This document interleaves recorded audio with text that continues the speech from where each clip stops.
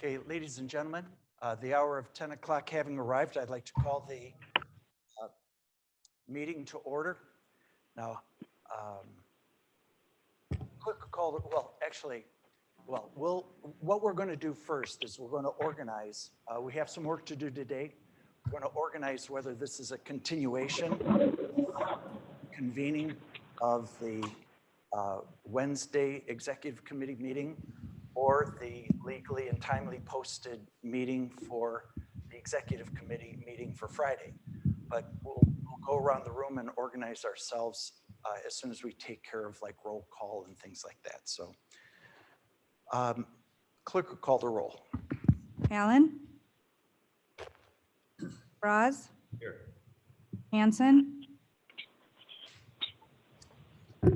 O'Shea? Here. Iqbal?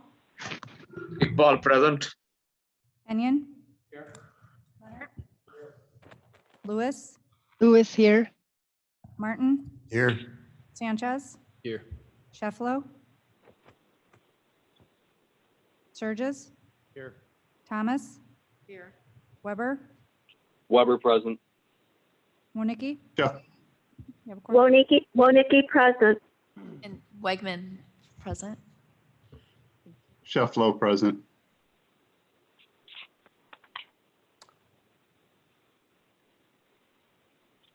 Hanson present. Kai is present. Okay, so we have a quorum. I would like to ask the lovely Janice Hill to come forward and lead us in the Pledge of Allegiance.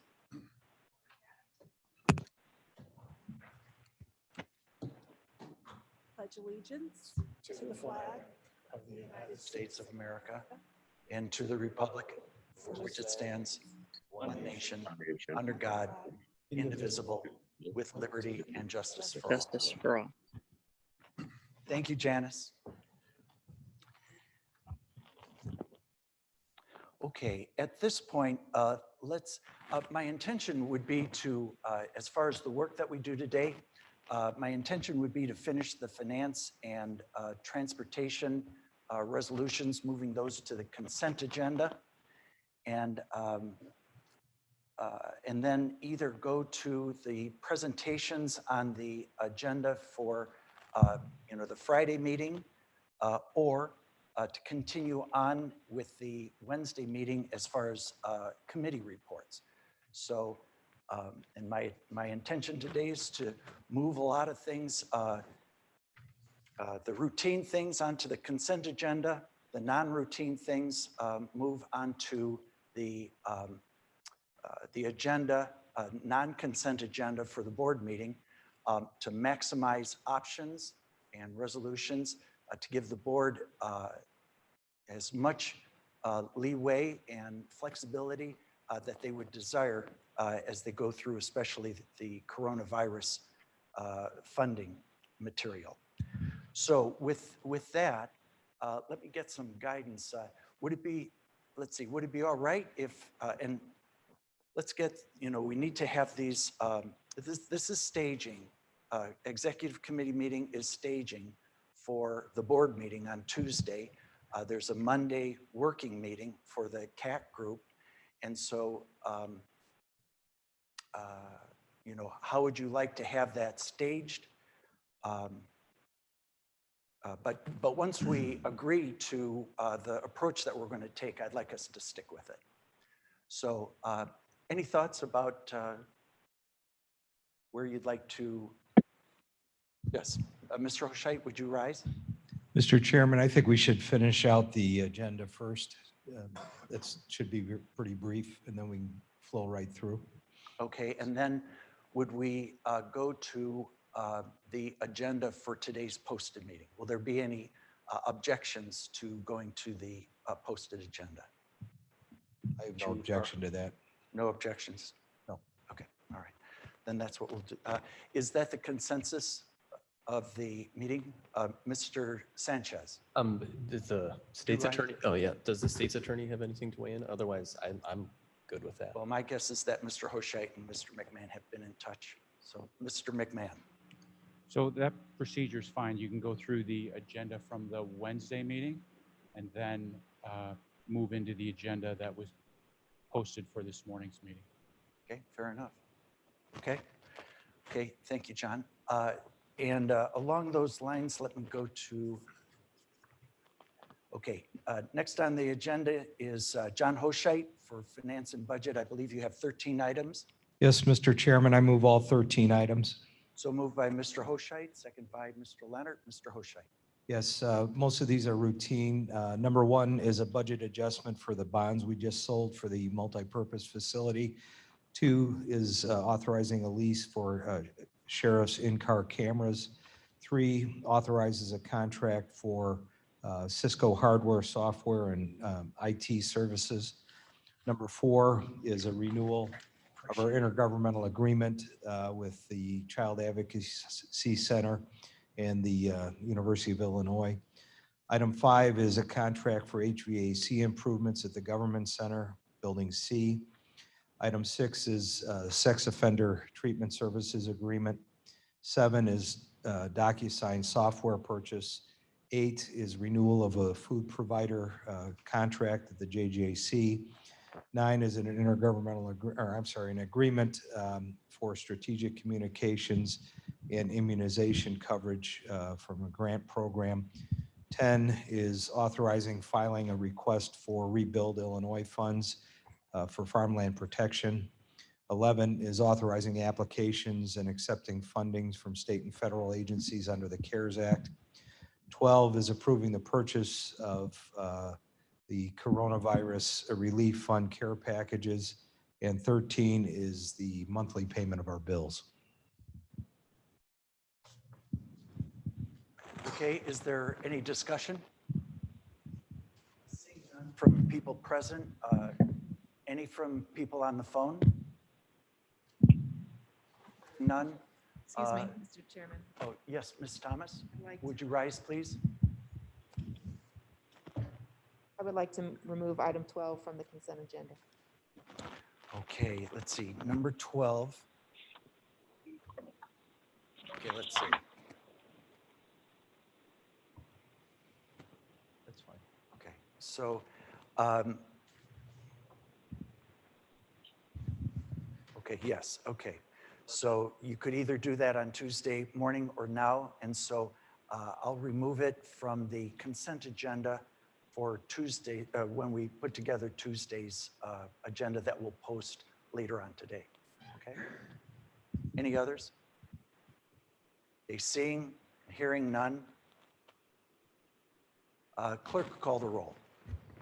Franz, Yes. Hanson, Yes. Hoscheit, Yes. Iqbal, Iqbal, yes. Kenyon. Leonard, Yes. Lewis, Yes. Martin, Yes. Sanchez, Yes. Shefflo, Shefflo, yes. Sturgis, Yes. Thomas, Yes.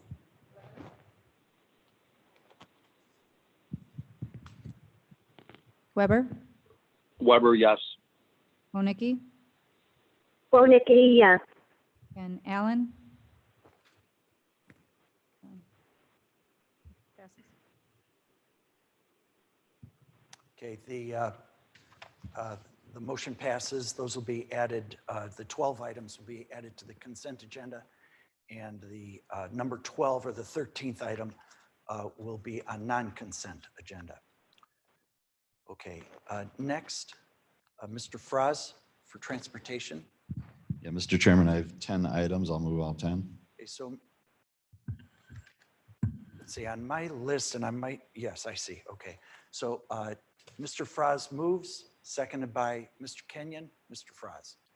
Item number 1 approves an agreement with Kimley Horn and Associates out of Warrenville, and this is to update and review the road improvement impact fee ordinance. The contract is for $255,064. Item 2 is to update an IGA with the state of Illinois. This is Long Meadow Parkway, section C2. This is for phase 3 construction engineering. And this provides and allows for us to insert some additional funds that became available. Items 3 and 4 are approval of 2 road district paving projects, one for Blackberry and one for Caneville Townships as requested by their highway departments. Item 5 approves a supplemental appropriation for the Randall Road Bridge reconstruction project. This was due to the underlying structure was found to be in worse condition than it's expected, in the amount of $18,498. Item 6 approves an agreement with Huff and Huff out of Oak Brook for on-call engineering services, not to exceed $150,000. Item 7 approves phases 1 and 2 engineering services agreement with Kimley Horn out of Warrenville again. This is for the Plank Road and the Montgomery Road Safety Improvement Projects in the amount of $533. Excuse me, $580,133. Item 8 approves relocation funds, Long Meadow Parkway, Section C2 again. This is for the relocation off of Bowles Road of the Fernandez Pallet Company in the amount of $131,110. And items 9 and 10 are the approve the acquisition of right-of-way. This is for the Doberman Road extension down by Big Rock, totaling 20 acres. The 2 parcels combined are a cost of $508,200. That is all I have. Okay, is any discussion?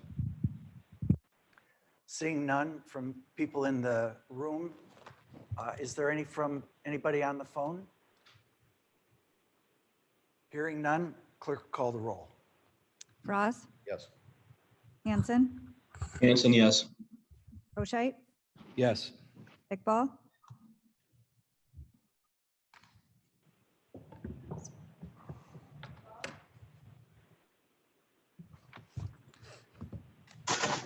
Kenyon, McKinnon, yes. Leonard, Yes. Lewis, Lewis, yes. Martin, Yes. Sanchez, Yes. Shefflo, Shefflo, yes. Surges, Yes. Thomas, Yes. Weber, Weber, yes. Moniki, Warnicki, yes. and Iqbal. Okay, motion passes. Okay, the motion passes. Okay, at this point for the folks, scoring this at home, we'd flow into the executive committee agenda for Friday, July 10th. I'll go to public comment and then we'll go into the various resolutions and discussion on that agenda. Is that the consensus of the group, the executive committee? Okay, seeing that it is, we'll move forward. Any public comment on any of today's meeting? Seeing none in the audience, any from anybody on the phone? Hearing none, we'll go then to the, and these resolutions will not go to consent agenda, and I'll call all of them. So everybody will have a chance to discuss and move forward to non-consent agenda so that, again, maximum options. So my intention is we'll go in the order of task force resolution, the CAC vehicle resolution. That would be like a box car, like a vehicle where amendments can be placed in like cargo at the Tuesday meeting after the Monday work together. Maximum flexibility and whatever members of the CAC committee would like for their flexibility and for productive work. Certainly, we all support that. Then we'll have presentation of public health. And I would suggest to remember that this is, why the money has come from the federal government. I gave Barb Jeffers a copy of Pale Rider. if you ever want to read something about the Spanish influenza, that it's really hard to even get through the thing, that's the book for you. Then there will be the presentation and discussion and vote on moving necessary, inclusive, equitable access to high-speed internet IT infrastructure for the courts and underserved areas, for work from home for all breadwinner employees, distance learning for all students, not just those in high-income areas, and then telemedicine for all families, so they don't have to go into the disease treatment areas. Then there will be presentation, discussion, vote on federal HIPAA law compliance communication system. Now that every sheriff's deputy and law enforcement call to a home and business could be a COVID public health call. There will be a county clerk for safe, hygienic elections, and then across the board treasury regulations. This will come after Monday's presentation onto Tuesday. This would be the Joe Onsick list that I believe that was asked for reimbursement of COVID-related expenses. I would anticipate putting that on the agenda so that it can be included. So I think that this morning should be informational and then a love fest of yes votes. Again, generating maximum options for the full board to consider on Tuesday. And then let's see, what the board's pleasure is. That's it for that. First one is may I have a motion and a second to discuss, potentially pass resolution on coronavirus release task force proposal and dissolving the coronavirus relief fund task force. So moved by Mr. Leonard, second by Mr. Surgis. Any discussion? Hearing none. Oh, Mr. Sanchez? Thank you, Mr. Chairman. It would seem that this resolution is a bit obsolete. The task force itself has already been dissolved by the County Board of Action, and the proposal has been the starting point for the new committee. So I don't know what that would look like. If we accept the proposal, does that mean we have to use the money in the way that is suggested by the proposal? No, it's certainly not binding. It's like you say, it's a starting point. We move it to the board, and the board can decide to ignore it, as you say. And I don't mean in a pejorative way, just that if you feel that it's moot, that's fine. So, Mr. Hoscheit.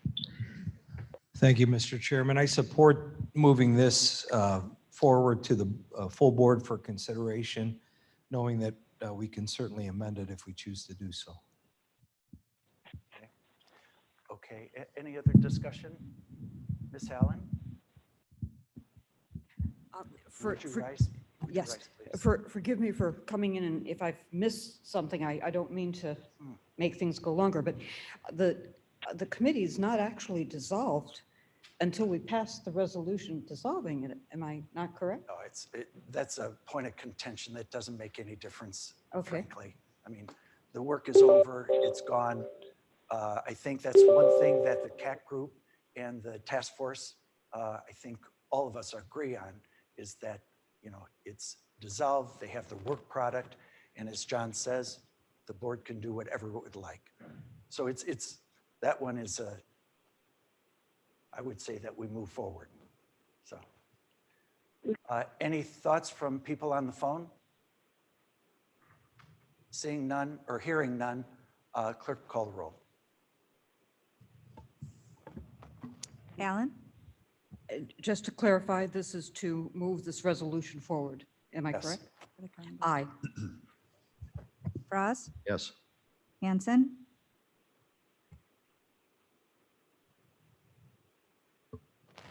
O'Shea? Hanson, yes. Yes. Iqbal?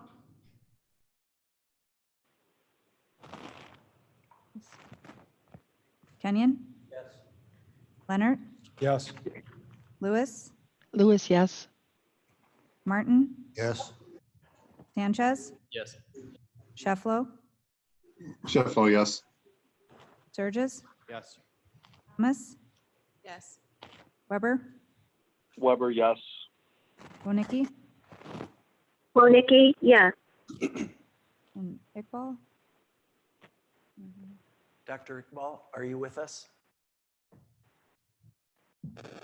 Okay, hearing none, the motion passes. Next up, on the agenda, I have us going to public health, but I'd be happy to go next to any action as a holder for the CAC, where you'd have basically a spot holder where you could call it for the board on Tuesday. So anything that you would either like to present or move, even as a vehicle, so that you have that availability, I would call for that now. So moved. So moved by Mr. Sanchez, seconded by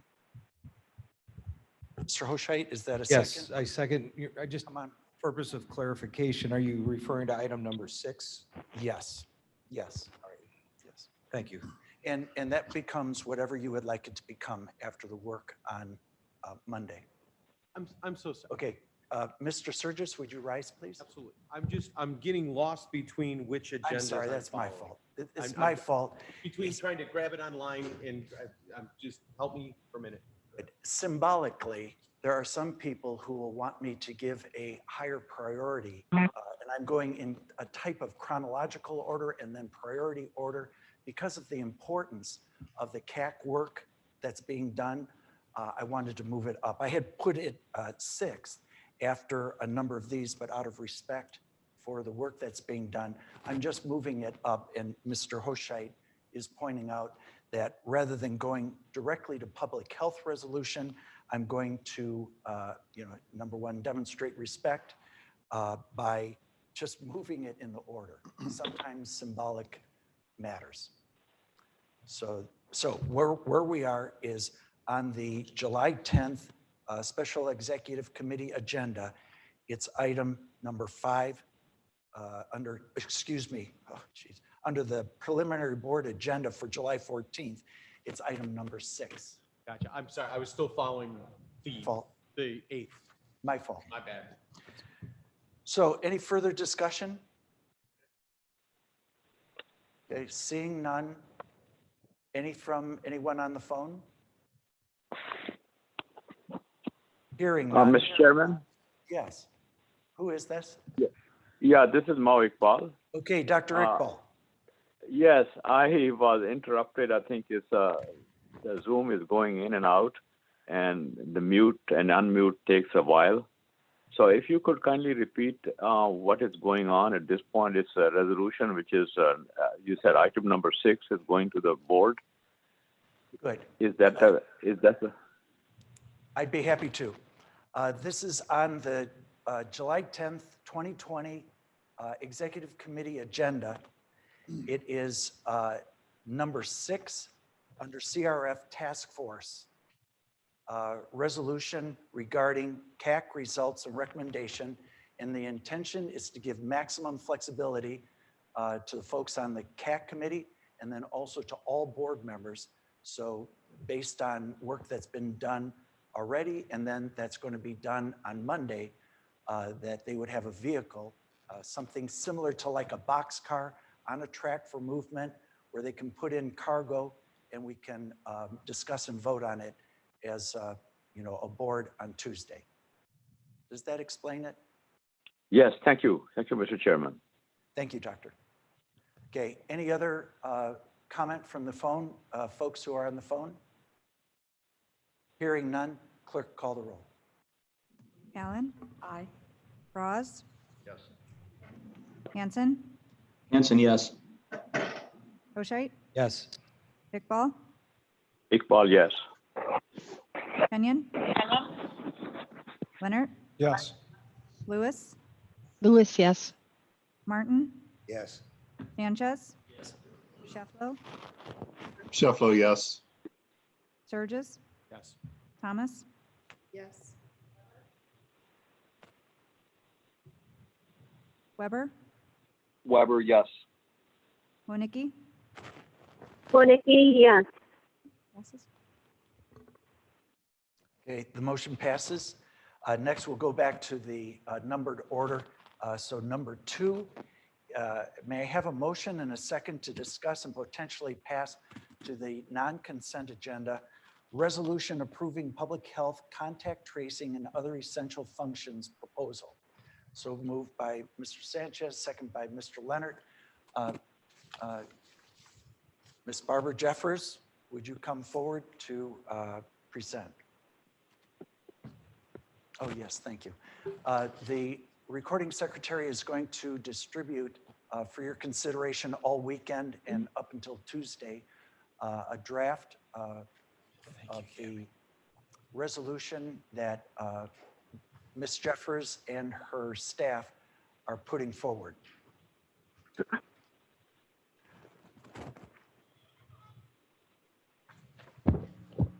And my first reading on it, it's very good. Covers a lot of ground, a lot of important work, and it really is true that all of this exercise and all of the funding, it's because this is a public health emergency, and we are so fortunate to have someone of Barb Jeffers' strength and competence to lead us through this. So, Ms. Jeffers. Thank you. Good morning. The resolution, I'd like to read the resolution again, give some context to it. Whereas in late 2019, a novel severe acute respiratory illness emerged in our country, which has been referred to as COVID-19, which has the potential of rapid spread and loss of life. And whereas on March 9th, the governor of Illinois issued a statewide disaster proclamation, which provided an executive order in response to COVID-19 for the state of Illinois. And whereas on March 13th, the President of the United States declared the COVID-19 outbreak a national disaster. And whereas on March 24th, the Kane County Board declared a public health emergency for COVID-19 response, which provided the executive director of Kane County Health Department the authority to enter into contracts and incur obligations on behalf of the county, which are necessary to effectively combat the public health emergency and to protect the health and safety of our residents. Whereas the health department has been directed by the Illinois Department of Public Health to reduce the spread of the COVID-19 virus within Kane County by providing mitigation in the forms of personal protection equipment, education and training, as well as case investigation, contact tracing, and resource coordination. And whereas contact tracing and investigations are significant actions that reduce the spread of the virus, reducing the number of lives lost, reducing the strain on the healthcare system, and reducing the negative impact. Whereas the Illinois Department of Public Health recommends 30 contact tracers per 100,000 persons within KCHD, which the health department does not have capacity. So for our community, that would be 160 tracers. Whereas given the complexity, timeline requirements to coordinate, build, activate, and operationalize a contact tracing program, the health department must outsource the contact tracing project. And whereas the U.S. Department of Treasury has provided funding through the CARES Act, which provides for public health services and activities that are substantially dedicated to mitigating, containing, and controlling the COVID-19 public health emergency through December 2020. Whereas the health department is requesting $12,009,000 of the CARES Act funding to be allocated to mitigate and contain the COVID-19 public health emergency. Whereas the funding to be allocated are for the following expenses: salaries and benefits of employees, as well as contracting out with other needed positions. The contractual service of contact tracing within the 12.9 is 5.6. According to the Illinois Department of Public Health, we must continue with contact tracing through June of 2021. Therefore, we will be using additional funding from the Illinois Department of Public Health beginning January. We have to do training and education and mileage expenses. Our commodities equal, we are required to have a 30-day emergency stockpile for our community in anticipation of a surge, in addition to the continuous distribution of PPEs. We are required to continue with doing mitigation in the community, reducing the spread through the homeless shelters. We are required to make sure those who don't have the capacity to have housing to be housed so they don't spread the disease.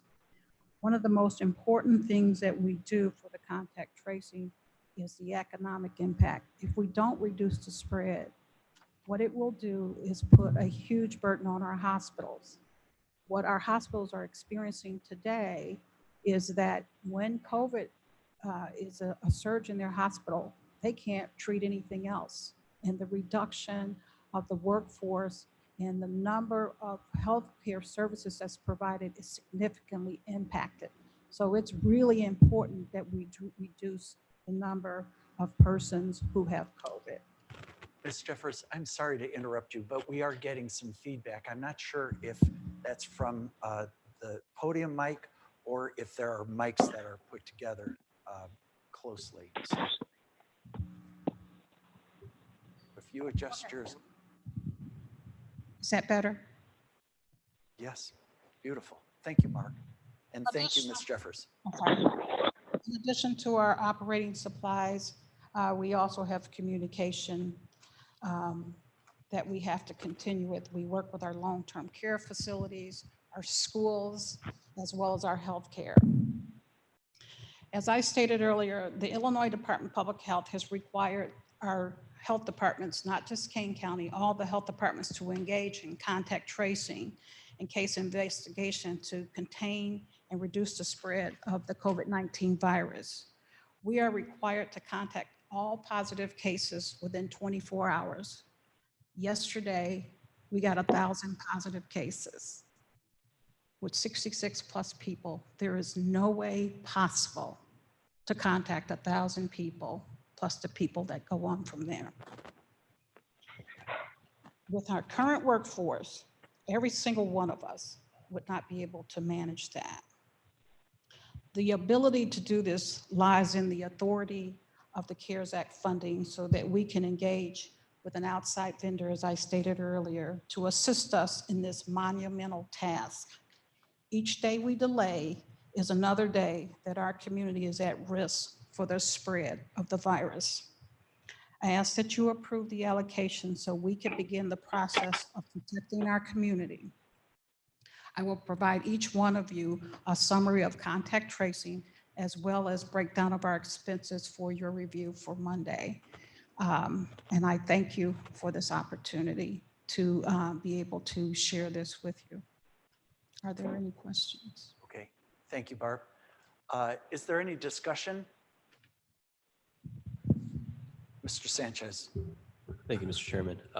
This is for contact tracing and containment and mitigation. So there's going to be other costs incurred from the health department. Okay. Absolutely. And Absolutely. I assume that. I just wanted Yes, to. our community, our homeless, our long-term care facilities, our PPEs. We provide PPEs for our first responders, our hospitals, our long-term care, those entities. We don't provide PPEs for individuals, but just our larger bodies that have to engage in the healthcare response to this virus, like hospitals and fire and police. And this will help take some of the load off of the work you guys are doing, I'm assuming, as well? The contact tracing will significantly take the load. Well, it will make us respond faster because we are behind. Oh, and one more question. In your opinion, is it better to reduce the amount of testing we're doing if we're doing No. contact tracing? In my opinion, is to increase the number of tests. Okay, thank you. Okay, other discussion, Mr. Fraz? Yeah, Ms. Jeffers, this would come to the full county board then on Tuesday, correct? Yes. So if we were to table items 2 through 5 and let the committee discuss them on Monday, yeah, items 2 through 5 have nothing included as far as details for us to review. And I would like to see the opportunity. I don't want to hobble that committee with something that's passed today without any detail. I would like that committee to be able to review those items 2 through 5 on Monday. And I would make a motion to table those 4 items. Okay, let's see. So you've made a motion. We did get squared away at the very beginning for this exact purpose, that we were going to go through all of the items. And so to go back on that procedural word given, I believe would be inappropriate, but I understand that that is the will of, I mean, it's up to the executive committee to do whatever you would like. Nothing is final action here. It's just putting it into a proper place. If it's not passed today, CAC committee is not the same thing as the executive committee. You can bypass it, you can ignore it, you can act on it. You want to have these pieces in place. So I did ask for the everyone on the committee's word that we would be given the opportunity to discuss and vote on it, to put it in position to have at least the same priority that our local government partners have, that we would put our Kane County taxpayer duties in that same kind of position. So, but it's your prerogative to make a motion to table, and I'll is there a second the motion. So Mr. Hoshite seconds that motion. No discussion. Clerk will call the roll. Allen, No. Roz, Hanson, Hanson, yes. Hoshite, Yes. Iqbal, Iqbal, no. Kenyon, Leonard, No. Lewis, No. Martin, Yes. Sanchez, Yes. Shefflo, Shefflo, no. Surges, No. Thomas, Yes. Weber, Weber, no. Wonicky, Warnicki, no.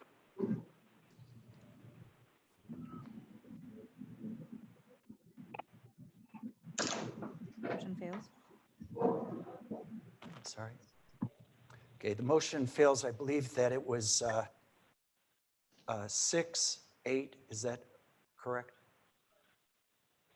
We would have, I think, maybe 14. Okay, so 6-8. Okay, motion fails. Further discussion. Ms. Allen. Ms. Allen, and then Yes. someone on the phone. The reason I wanted to vote no on tabling is that with all respect to the Monday meeting, I think the more information that we have, that we can look over the weekend to try and, Barb's department went to the trouble to break down these numbers.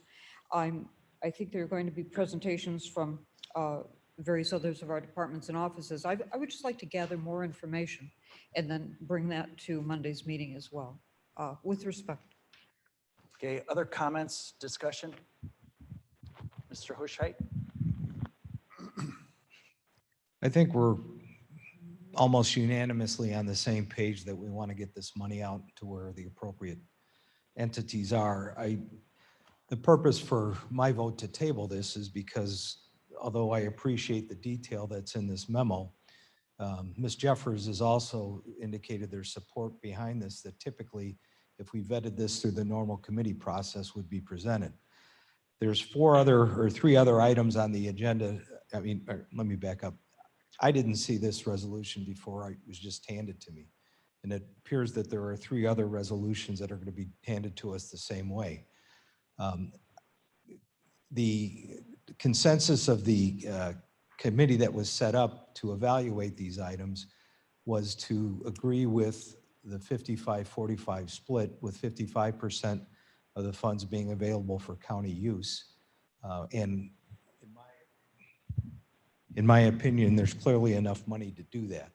So we're not, if we move forward with a consensus to allocate 45% to other government applicants to the program, we're not ignoring the county's request. In fact, that'll be a top priority. So I just want to keep that in perspective as we do that. I have no objection to hearing and receiving these documents. It would have been nice if we received them before today.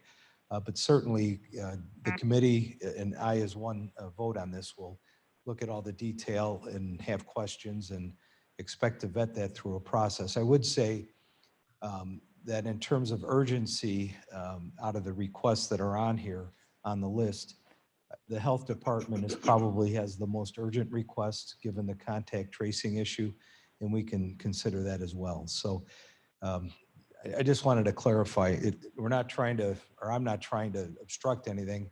I just want to make sure it gets vetted properly so that when we bring it to a vote, we can have near unanimous consent. Thank you. Thank you, Mr. Hoshait. Mr. Fraz? Similar comments to Mr. Hoshait. You're known for doing detailed preparation. I think everybody respects that of you. When I'm handed something seconds before I'm supposed to vote on it, it's not a good thing. We're minutes away from voting on number 3. I have nothing on my desk. I have nothing to prepare. I have no background. Just doesn't seem like the right way to do it. What's the reason that we were not provided this information prior to the meeting? Okay. This is not final action.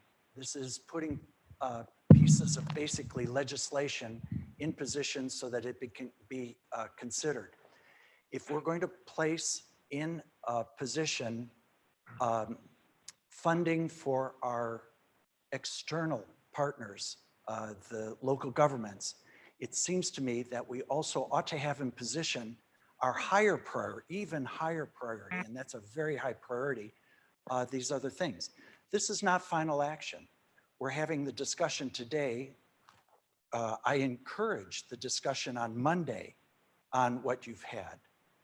So this is not like you're being asked to make a vote on a final action.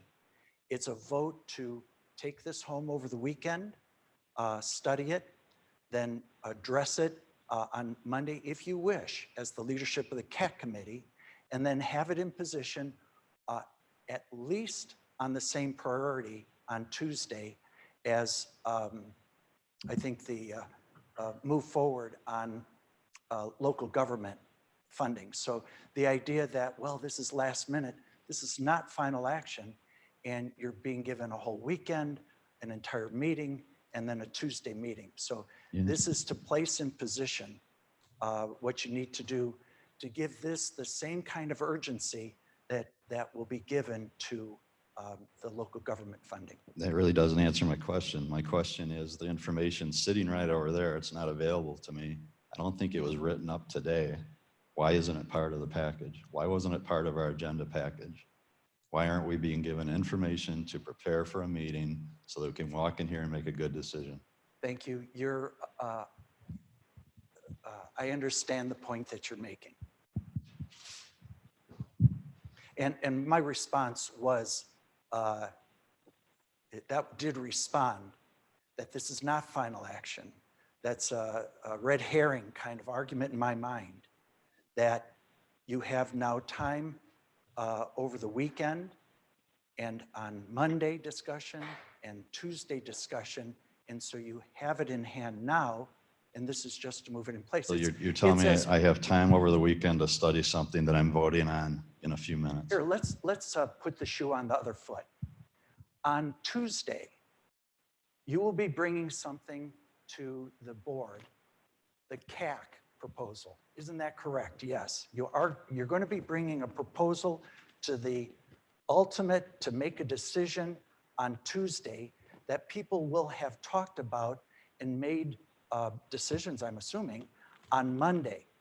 We have more information from public health today, Saturday, and Sunday than you will be using in your own committee to give to board members on Tuesday. Well, today is the executive committee. I'm being asked to vote on several items here I have no information on, had no information on before the meeting, last night when I usually do my preparation, and it's given out one at a time just before the vote. That's not the way to do things. It's not the way we've done them in the past, and it's not a very open, Deb, you're shaking your hand, you're welcome, you're shaking your head, you're welcome to comment, but this isn't the right way to do things. Gino, And again, as a board member, I object to being given information seconds before the vote. good. Remember what you're saying today. Remember what you're saying today on Monday and Tuesday when people have more than 48, probably, what is that, 72 hours of notice that you're given now versus what you will deliver to the board. So be careful in the type of criticism because you're just applying it to yourself This later. isn't, Mr. Chairman, we were just given the information on the public health, just given to us. Okay, what is You mean this was written up this morning? It just became available seconds ago? Why couldn't it have been included in the agenda package? Okay. To answer that question, let me ask you where we advanced the CAC proposal this morning into position. Where's the CAC information? I mean, and I don't object. I think that it's fair to put things into position so that the board as a whole can act on it. Again, you have more information today than the CAC is bringing forward, and let's say out of necessity. So your objection is recorded, understood. So thank you so much. Ms. Thomas, then Ms. Allen. Oh, excuse me, I'm sorry. I had Ms. Lewis had raised her hand on the phone. Ms. Lewis? Yes, thank you, Chairman. I have been relatively quiet on all of this, trying to gather and listen to all of this because it's quite a task. And first of all, I want to thank the original task force, Terry Hunden, and that group for putting in all the hard work they did so that we had the best information. And then now passing it on to the CAC team and the amount of work that my fellow board members are putting in, I'm in awe of the fact that you guys are doing all this. It's overwhelming. So thank all of you for doing all this. And as far as what we're talking about right at the moment, my feelings on that is last week we listened to Metro West, we listened to the mayors, present their cases for their funding. We listened to the fire protection districts and some of our nonprofits. And so now today we are actually listening to our county people. We're listening to Barb Jeffers. We're going to be talking about public safety and the clerk's expenses. And so I am more than happy to give our own county employees time to bring these forward and for us to be able to hear this. And then since we are going to be getting copies of this over the weekend and even probably into Monday morning, we will have time for the people that are working on this Monday to actually delve into it a little deeper. So I just want to thank you all. Okay, thank you, Ms. Lewis. Mr. Hanson was next. Then it'll be to Ms. Allen, then Ms. Thomas, then Mr. Shefflow. So Mr. Hanson. Morning. Thank you, Mr. Chairman. Just to echo the sentiments of Commissioner Fraz and Commissioner Lewis, thank you for everything that people have done so far. I believe getting this information at the very last second is inappropriate, especially when we're looking to cast a vote today. There's absolutely no reason we cannot or should not listen to the presentations that are being put in front of us as information. And I don't like the tone of the conversation as though we're pitting our employees, our department heads, our responsibilities as a county against our municipal partners that have their funding included within our relief funds. It's a tone that's been unfortunately there for 2 weeks now. I don't understand it. And I'd like to listen to these presentations today, but I'm in favor of tabling these. And so I'm making a motion to table item number 2. Okay, let's see. And, okay, so a motion's been made to table the public health contact tracing and other essential functions proposal, that resolution by Mr. Hanson. Is there a second?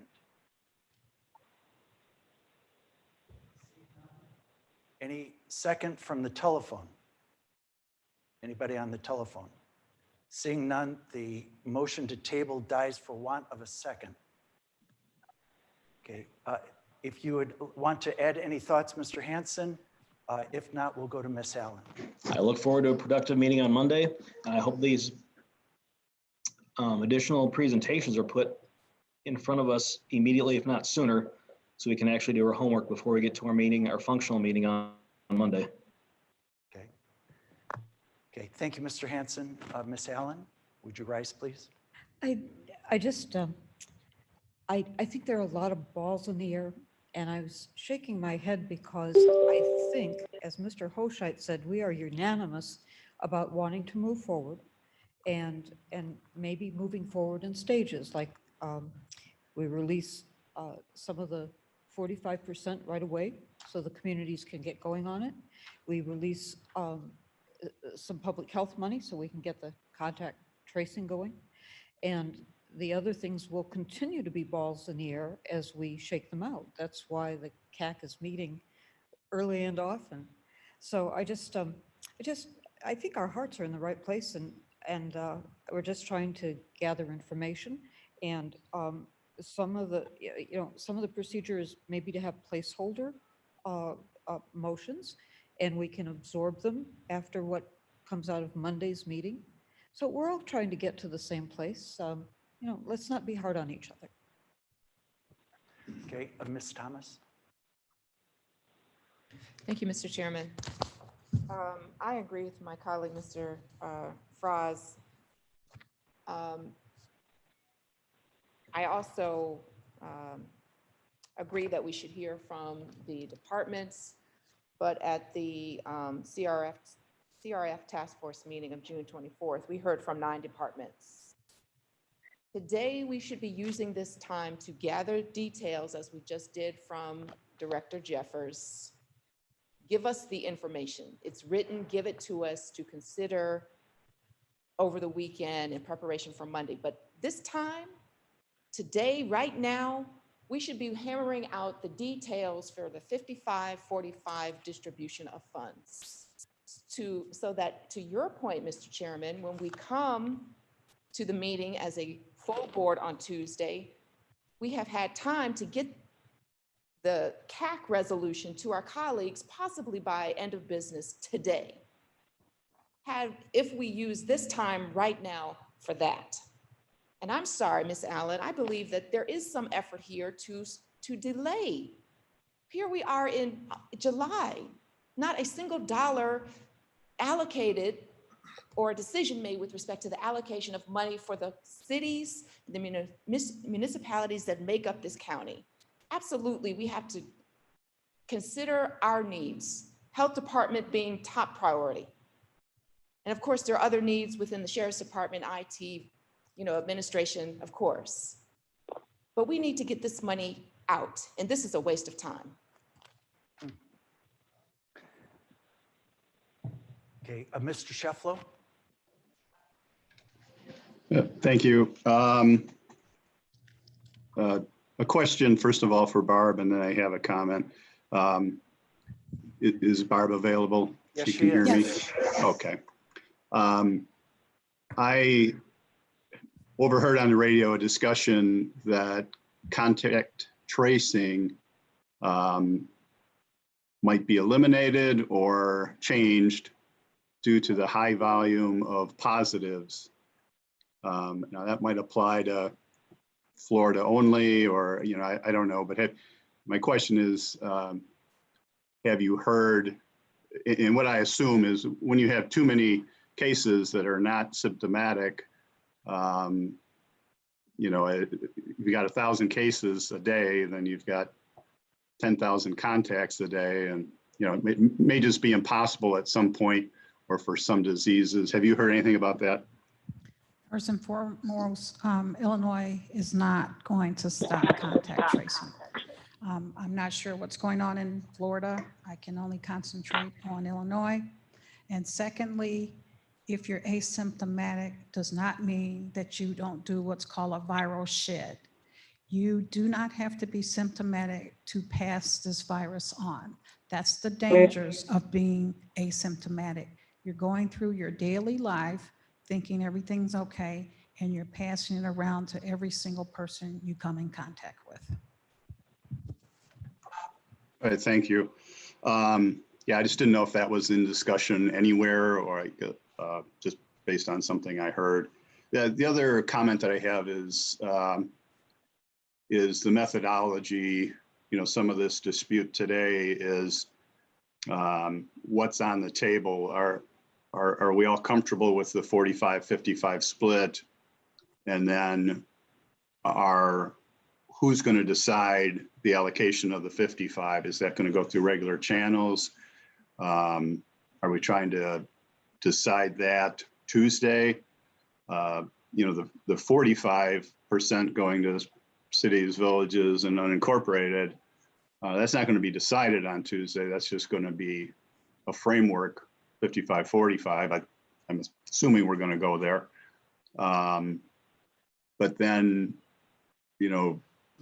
how does it proceed beyond Tuesday?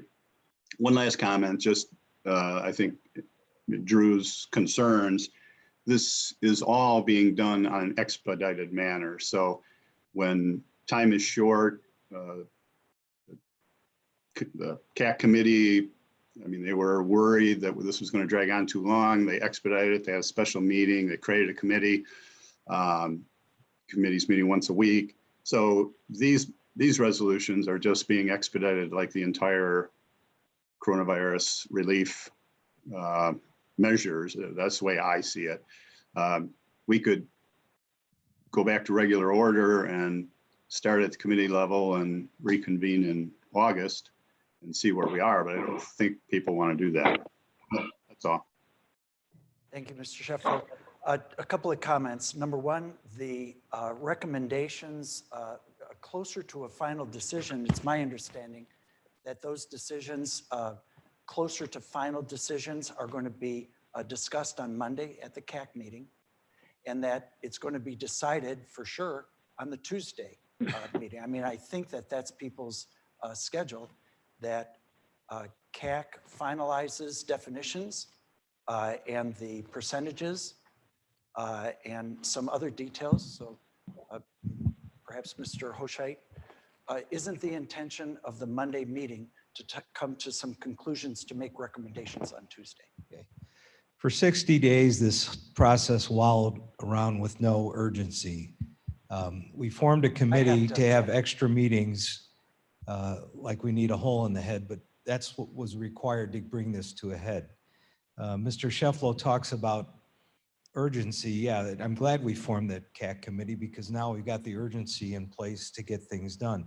The information that's being presented today and appears to be headed to be presented under items 3 through 5 is information that's been available for several weeks. We should have seen it earlier. I agree. I'd ask that if there's going to be more, because I can walk and chew gum at the same time as we're going through this discussion, let's pass out the rest of the material so we can at least digest them as these resolutions are going to be considered. But the purpose of the committee, or even if we had one person in charge of this whole process, there's work that has to be done before we can move forward. We agreed on an application process. We've got to get that done. We've got to have intergovernmental agreements. We've got to get that done. We have to talk about census numbers. We're going to get that done. To assume that the CAC committee has its own diabolical plan to come up with a resolution that's inconsistent with our discussion is just way off base. I think the substance of what the CAC committee, and as chairman of the committee, what the substance of what the committee perceived would be appropriate to get done at this county board meeting would be simply to agree to the 55-45 structure, and to provide for some mechanism or for of release of the 45% to the cities now, because assuming they comply with the application process. We already sent in that 45%, or $7 million is earmarked to unincorporated areas, which becomes the county board's responsibility to deal with. The committee suggested, and there was unanimous consent of all the members and board members that were participating, that would go to development committee, and I assume they'll pick up that task right away once this gets approved.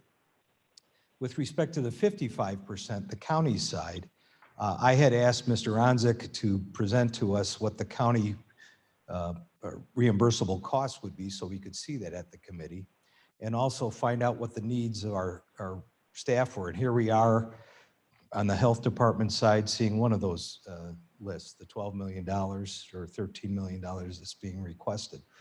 So this board ultimately decides where the 55 gets invested.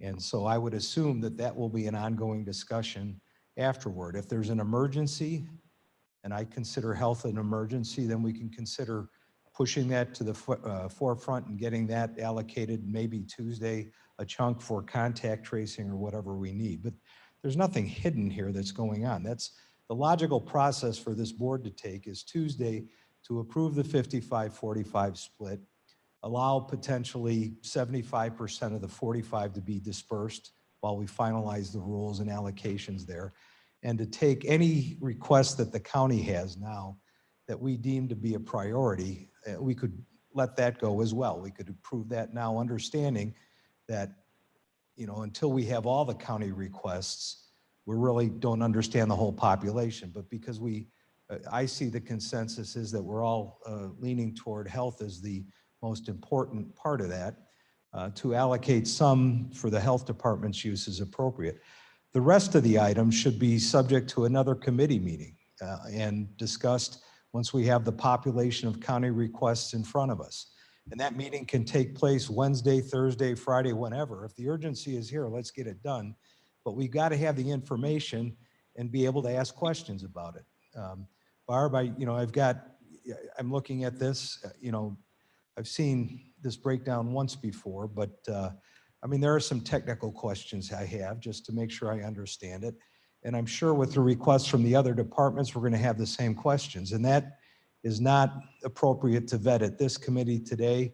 We're not going to have the time to do it at the county board on Tuesday, but we just need to have a commitment to go forward. And again, I'm going to repeat myself. I think everyone wants the same goal. I think we're headed toward the same goal. This concept of we're favoring the cities and ignoring the county is a little bit, I think, inappropriate and misleading. And we all have to recognize that many of us live in cities. Okay, so as a resident of a municipality, my city is hurting financially, and we have money that they're entitled to get, and we need to get it to them. And so I'm not hurting my constituents by supporting a municipal fund because my constituents live in cities. And so we need to keep that to me, the county and the cities are on a level playing field here. And that's the way the state set it up. So those are my comments. Thank you. Thank you, Mr. O'Shea. Mr. Chairman. Two observations. I'll come right to you, Mr. Martin. Two comments. First of all, on the 60 days, and this was kind of like, I forget what word, I think it might have been wallowing around, 60 days and like nothing happened. I'd just like to remind everyone that it's part of the national record that 7 days before the task force issued its recommendation to the board and passed it, the rules changed. The presumption of eligibility was taken out of the guidance. 1 day after it was, the recommendation was given by the task force, 1 day after, the Office of Management and Budget put some guidelines into place as far as what the application process looks like. So we don't need to denigrate the work done preliminary to get us to a starting point for the CAC group to take over. And it's legitimate that all authority rests in the county board following federal, state laws, and then our own ordinances. So one is that. Secondly, all some of us would like is that the county taxpayers who we work for, who pay our salary and benefits, are treated equally, not better or worse. This idea that, well, it's a straw man argument to say favoring cities and ignoring the county. Nobody has said that. We're saying treat people equally, have vehicles in place so that the same urgency can be given to public health, to the IT support, to the communication, to the county clerk, the same, not better or worse, the same as we give to our partners in the municipalities. Let's see, it was Mr. Martin was next. To me, this is, we're losing in this conversation the basis for why this committee was established in the first place. The establishment of a board committee is not an aberration or a special event in the project. We don't buy a $75,000 truck for the highway department unless we've had a committee review and a recommendation to this board. We don't sit as a committee of the whole and say, what are my thoughts here, and then move to the next meeting. We assign the task to individuals. We do that with everything that we do. We assign that task to committees. The committees make reports, and then we, as members of the board, evaluate those reports. To me, it's out of order to sit today and say, well, we're going to think about this and then vote it on Monday. What this means is we're going to, the thought being that we're going to spend this money without the same consideration we would give to buying the $75,000 truck for the highway department. It's not moving with deliberate speed does not mean that we should forego the normal considerations that we give and normal reviews that we give to these processes. Otherwise, what this will mean to me as I look at this is that every month at the executive committee meeting, we're going to get a list of things that we get to think about over the weekend and then vote on Tuesday. Bypass the committee system and apparently deal with this on a piecemeal, unplanned basis. Thank you, Mr. Martin. Other discussion? Mr. Surgis, then Mr. Leonard. Mr. Surgis. Just briefly, you know, I've listened to this for a couple of weeks now going on. My personal commitment is to the 55-45 split, and let's get them their 45% as fast as they can. What we decide to do with our 55%, we can listen to reports today, form resolutions, do placeholders.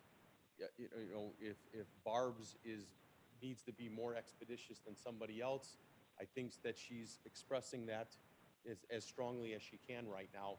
But I mean, if the committee is at the 55-45, let's get this moved on. If we need to listen to this today and we took time out of our days, let's go ahead and listen to it, and let's move on.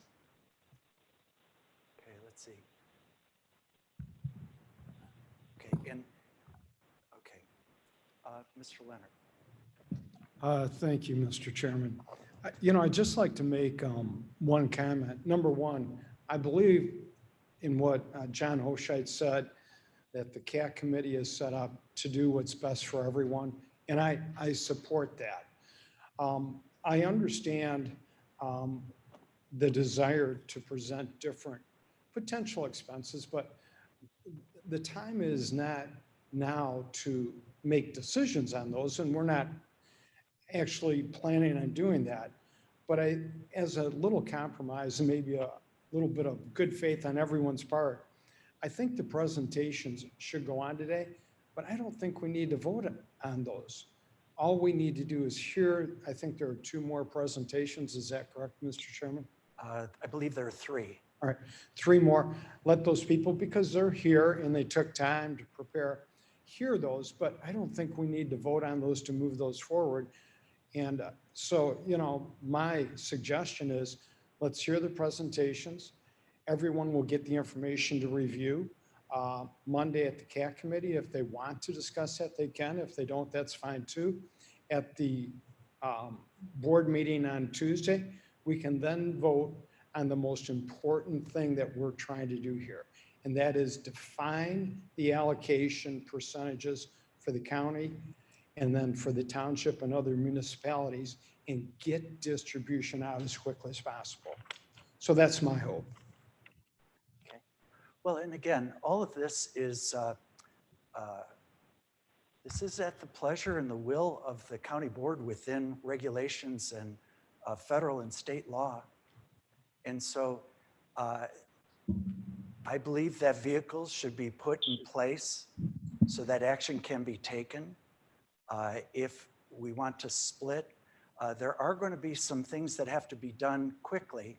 I don't know if the members of the board noticed the expressions on my Dr. Jeffers' face during the conversation where we were talking about our municipal partners, and judging from my 8 years of working with Ms. Jeffers, it was a concern that I saw on her face that why are we not moving forward on what I need for contact tracing?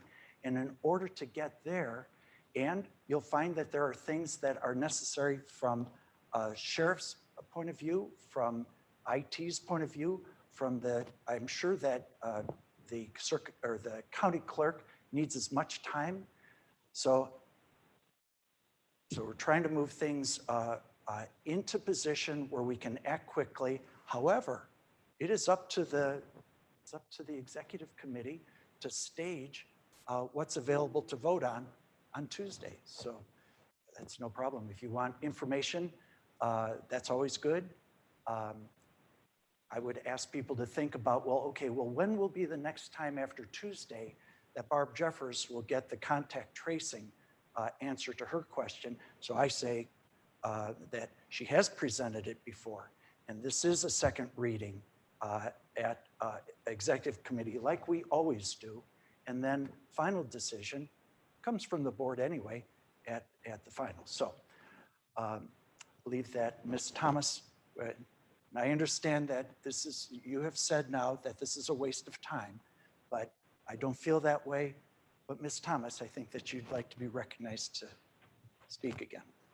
Thank you, Mr. Chairman. So I agree with Mr. Martin that we need to take things through the proper committee flow. Having said that, I think there is an urgency and the priority does need to be with the health department. So I will be voting to move the second agenda item forward. But going a little further with what Mr. Leonard said, I don't object to hearing from the other departments, but I move that we send agenda items 3, 4, and 5 back to the appropriate committees and not present them to the full board on Tuesday. Okay, so Ms. Thomas is moving to table the 3, 4, and 5.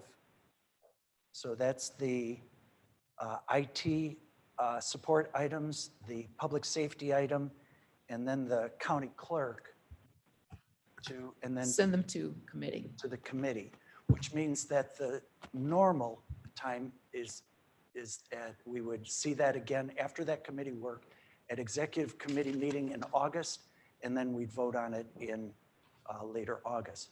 So the motion has been made. I need to ask for a second, if there's a second. And so I'm sorry, Mr. Leonard, I can't recognize that. Mr. Martin seconds tabling those. And now the clerk will call the roll. Mr. Chairman. So I understand this to be a motion to move this to a committee, not a motion to table. So what committee would it go to? Can't hear you. I'm sorry. Sorry. So what I heard was a motion to send, I think, items 2 through 3, 4, and 5 to a committee. This is not a motion to table. So my question is, and I think what the record needs to be clarified in, is what committee are you moving these resolutions to? The proper committees for IT is administration, for public safety is public safety and judiciary, and county clerk is to public service. We can take it over. Is the record? Thank you. Excuse me.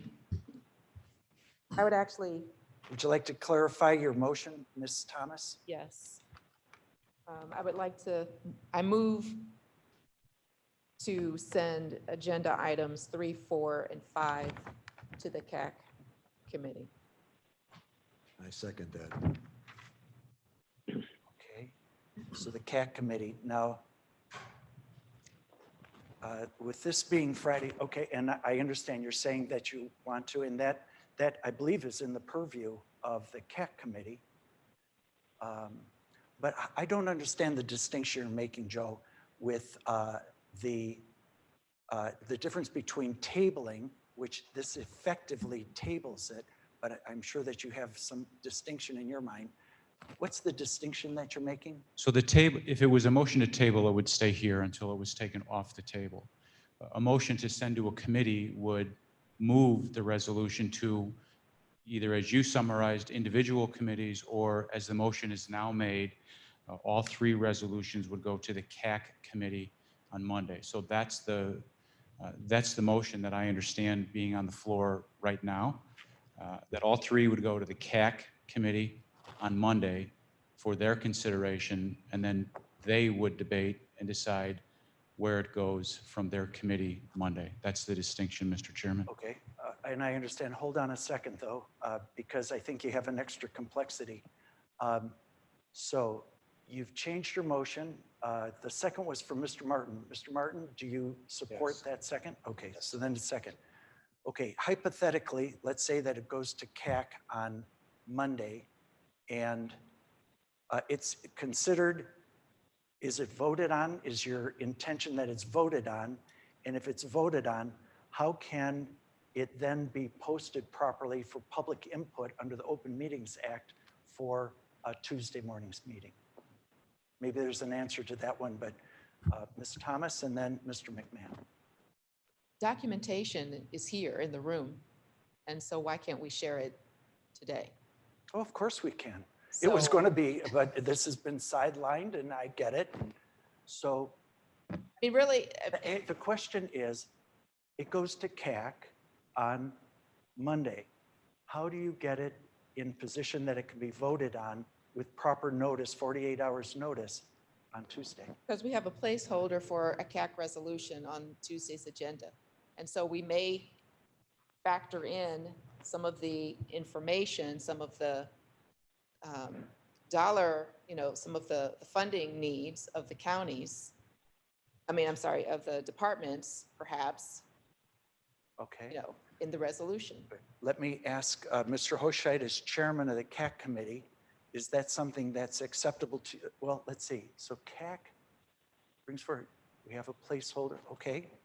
There's a placeholder, so, and that's the value of having passed out both, is that you have total flexibility that you could insert something like that into the boxcar to move it down the track.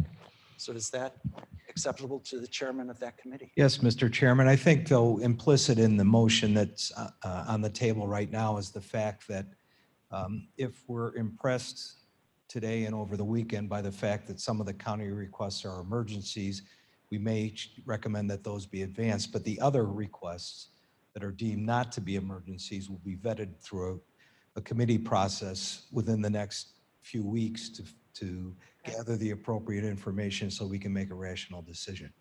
Okay, that's Knowing that 55% of the funds would be set aside for the population of county requests. okay. I can see how that works. Ms. Allen first, and then Mr. Frost. Ms. Allen? The only problem with that is that the reason for the CAC is to have a central agency that can measure the requests and move them forward to the county board for voting. If you send, I have no objection to sending something back to committee, but our committee structure is such that we meet monthly, whereas the CAC might be meeting weekly. I'm Isn't sorry, it- Miss Allen, I'm sorry. They did change it from Miss Allen, excuse me, Miss Thomas, and then the second by Mr. Martin. They did change it from sending it back to the committee to sending it to CAC. Okay, And so I think they're following your train of thought. okay, all right. Okay, good. Mr. Oh, excuse me, it's Mr. Fraz, and then Mr. McMahon, did you have anything procedurally further? Okay, thank you. Mr. I just seem to recall that we had previous advice from the state's attorney's office that the CAC committee could move something directly from itself to the full county board. Well, you can always call a special meeting. I'm just talking about Tuesday, July 14th. Okay, it would have to be a special meeting thereafter then. Good. Okay, Mr. Leonard. Thank you, Mr. Chairman. You know, a thought that I had is it looks like hopefully that the CAC committee on Monday will decide on a percentage to get out to the municipalities immediately, which I think is very important. I think what we could possibly also ask the CAC committee to consider is giving a certain percentage out to the King County departments, you know, depending upon sense of urgency. And if the CAC committee has enough time to review those requests, specifically the public health department and also the public safety area of the sheriffs, I think if they could give an allocation out or agree to vote on an allocation for some of the emergency needs, as Mr. Hoshite mentioned in the county, then not only could we take care of getting money to the municipalities, not all of it, but whatever percentage you decide on, but we can also do the same thing with the county. So I think that might serve everyone's purpose best. And if in fact there truly is an emergency, then the county can get their money as quickly as the municipalities in whatever departments are deemed emergency. Thank you. Okay, that makes sense, and I think it's consistent with what the intention is. The intention is from Ms. Thomas's and Mr. Martin's motion, and then confirmation by the chairman of the CAC committee. Okay, is there any other? Let's see, we have a motion to move. Just a bunch of junk. Oh, okay, let's see. Oh. Who do we have on the phone? Oh, that was background information. Okay, background. Okay, voice. Okay, we have a motion and a second to move number 3, 4, and 5 to the CAC committee. Now, can I get clarification then? On With this? documentation today. With documentation, the discussion today, so that we have a preview. Is that right? Ms. Thomas? Can't read. Okay, good. Documentation and discussion. Documentation. Right. Presentation. Documentation today, and then, which makes sense. That makes sense. It's fair enough. Okay. Mr. Hanson. I'm lowering my hand. That's all I wanted to hear was that we'd still be able to receive the presentations and the documentation today. Right. Fair enough. That accomplishes the objective, and the idea of the vehicle being in place, you can insert the amendments, taking care of our partners in the municipalities as well as the county partners. So good. I think that was. Any other discussion before we vote on the motion? I have a question, Mr. Chairman. Shefflow here. Yes, Mr. Shefflow. So is the intention of the motion that these resolutions can't be discussed or acted upon at the county board meeting on Tuesday unless the CAC committee puts them into a motion that they're going to create Monday afternoon? Yes. Yeah, the answer to that question, I believe, is yes. That basically we hear and learn today, and then the CAC committee has the flexibility to advance forward in the form of an amendment to a vehicle bill that's in position right now.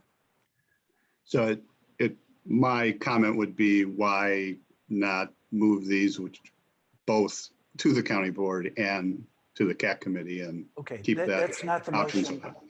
Right, that's not the motion at hand. So Okay. any other discussion on the motion that we're considering? Seeing none, hearing none, I'll ask the clerk to call the roll. Allen?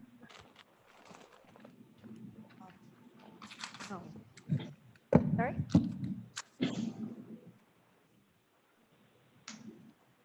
Was that a, what was your answer? I'm sorry. I'm sorry, no. No? Roz? Yes. Hanson? Hanson, yes. O'Shea? Yes. Iqbal?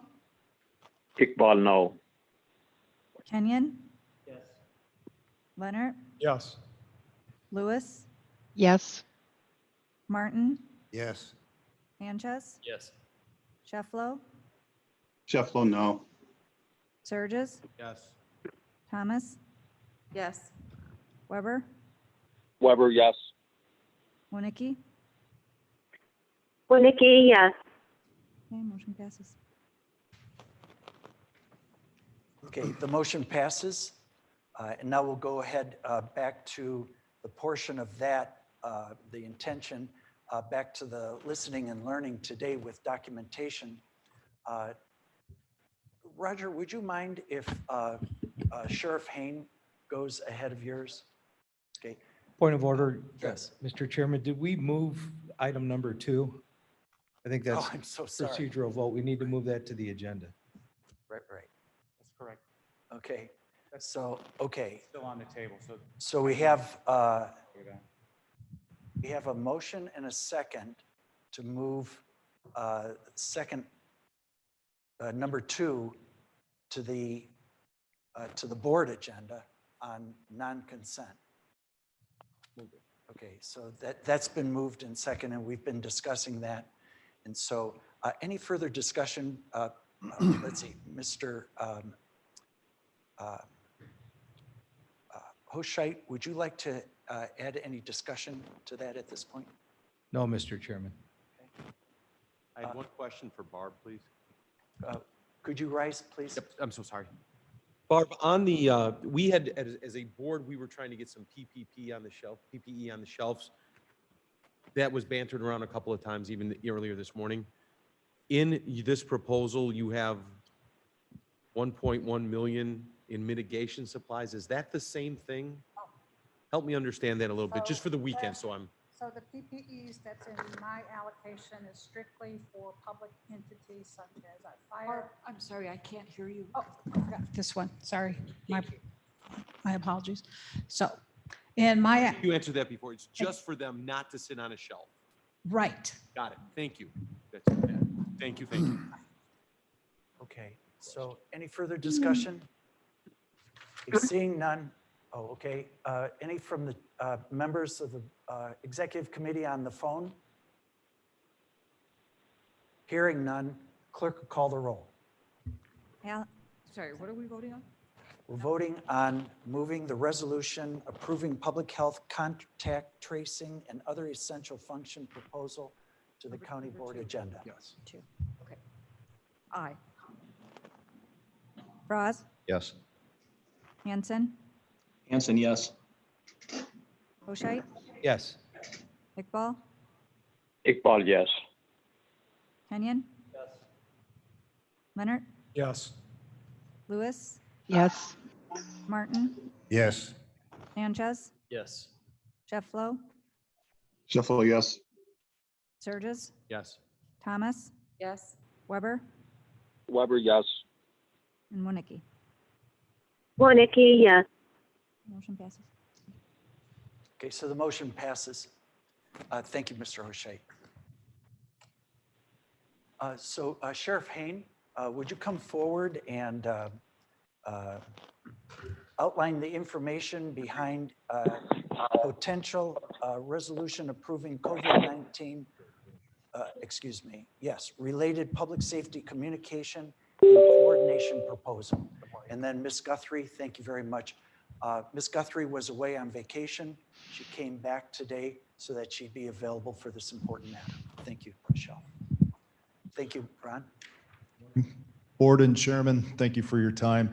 I stand up here to speak on behalf of KaneCom and 16 other police and fire jurisdictions throughout Kane County that KaneCom serves. This is not solely a sheriff's office issue.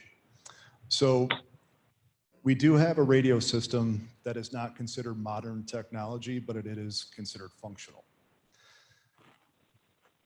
When COVID hit in March, a switch flipped. And as we've talked about at our committees and at county boards, the sheriff's office rolled into a public health role here in Kane County. And when we point out certain tasks such as the Hesed House support and move, all our PPE distribution that we assist with the health department, our general calls for service, court paperwork service, in every municipality, incorporated and unincorporated in Kane County. Knowing that KaneCom has now entered almost 8,000 addresses of COVID-19 positive people in Kane, great thanks to the cooperation of the health department, we pass that information along to first responders as they go to these homes, whether it be a paper service, whether it be a domestic violence call, or one of our general calls for service. It is then passed back over the airwaves that the person in that residence is COVID positive through a certain code that was designed by Director Guthrie. However, that certain code has been made public, and it is now known what that code is, and our functional yet not modern technology radio system, telecommunication system, is unencrypted. So that means I can take my cell phone and I can go to a website, or I can simply download an app and monitor Kane County Sheriff's Office or Kane County Dispatch Communications live. What that switch flipped in March was our violation of federal HIPAA law. So we are now broadcasting people's private health information on our airwaves. So, excuse me, Sheriff, so what you're saying, it's not so much the modern that we're looking for. What we had was, up until COVID, we had functional within the law, not modern, but COVID made our system no longer functional within the law. So COVID, it's not that it's modern, it's that it's no longer compliant with federal HIPAA laws. Is that right? Exactly. Okay, thanks. And there is no way for us to encrypt this radio platform that we are currently on, so we can comply with that HIPAA law. You can go ahead, Roger. This is just an overview that I presented on before, just discussing a lot of the various duties that we have at the Sheriff's Office and the Office of Emergency Management. Please note that last one, which we have not talked about much before, if at all. We're forecasting for even more work towards the end of the year as a vaccine distribution becomes available, and we are tasked with pushing it out into the community, and mobile pop-up sites, and working hand in hand with the health department, and needing live telecommunications. And of course, at that time, very strong possibility, if not certainty, that we will be communicating people's personal information along with that vaccine distribution. Please go, Roger. Thank you. We'll see if this plays here live. So this is one of our deputies going to a call. I'm sorry, he's serving some court paperwork in Incorporated Aurora. And you'll notice a beep in here. Yeah, I don't see the video, sir. I don't have it. You don't have the audio?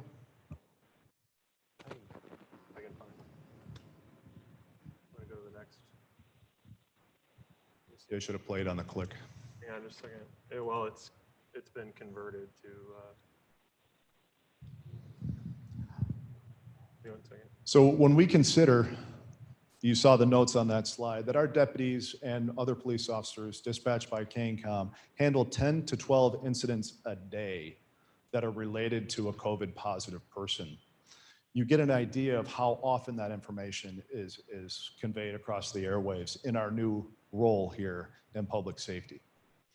And what you were going to hear if Roger's unable to pull that up, of course, we all like the videos and we like the audio because that gives that strong impact impression. But our deputy went to serve civil court paperwork, essentially. So went to serve civil court paperwork.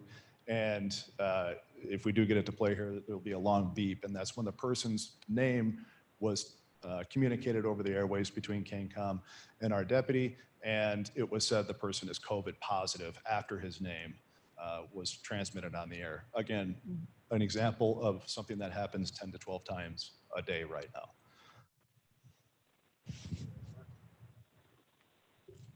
You are on the fourth slide. Next one. There we go.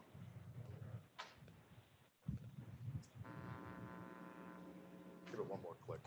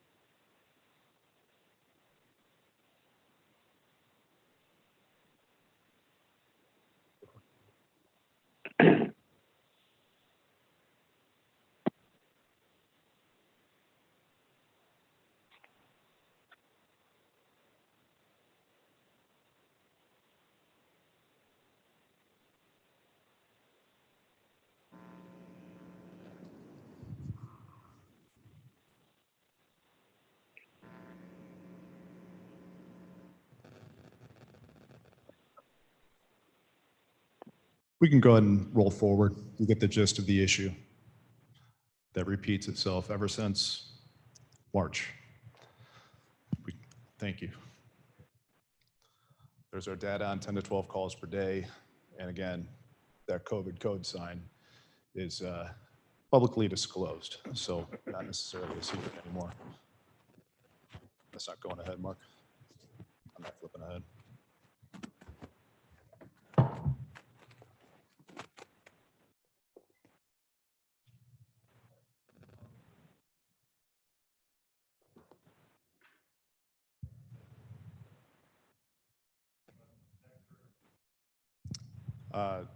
So you can go to the next.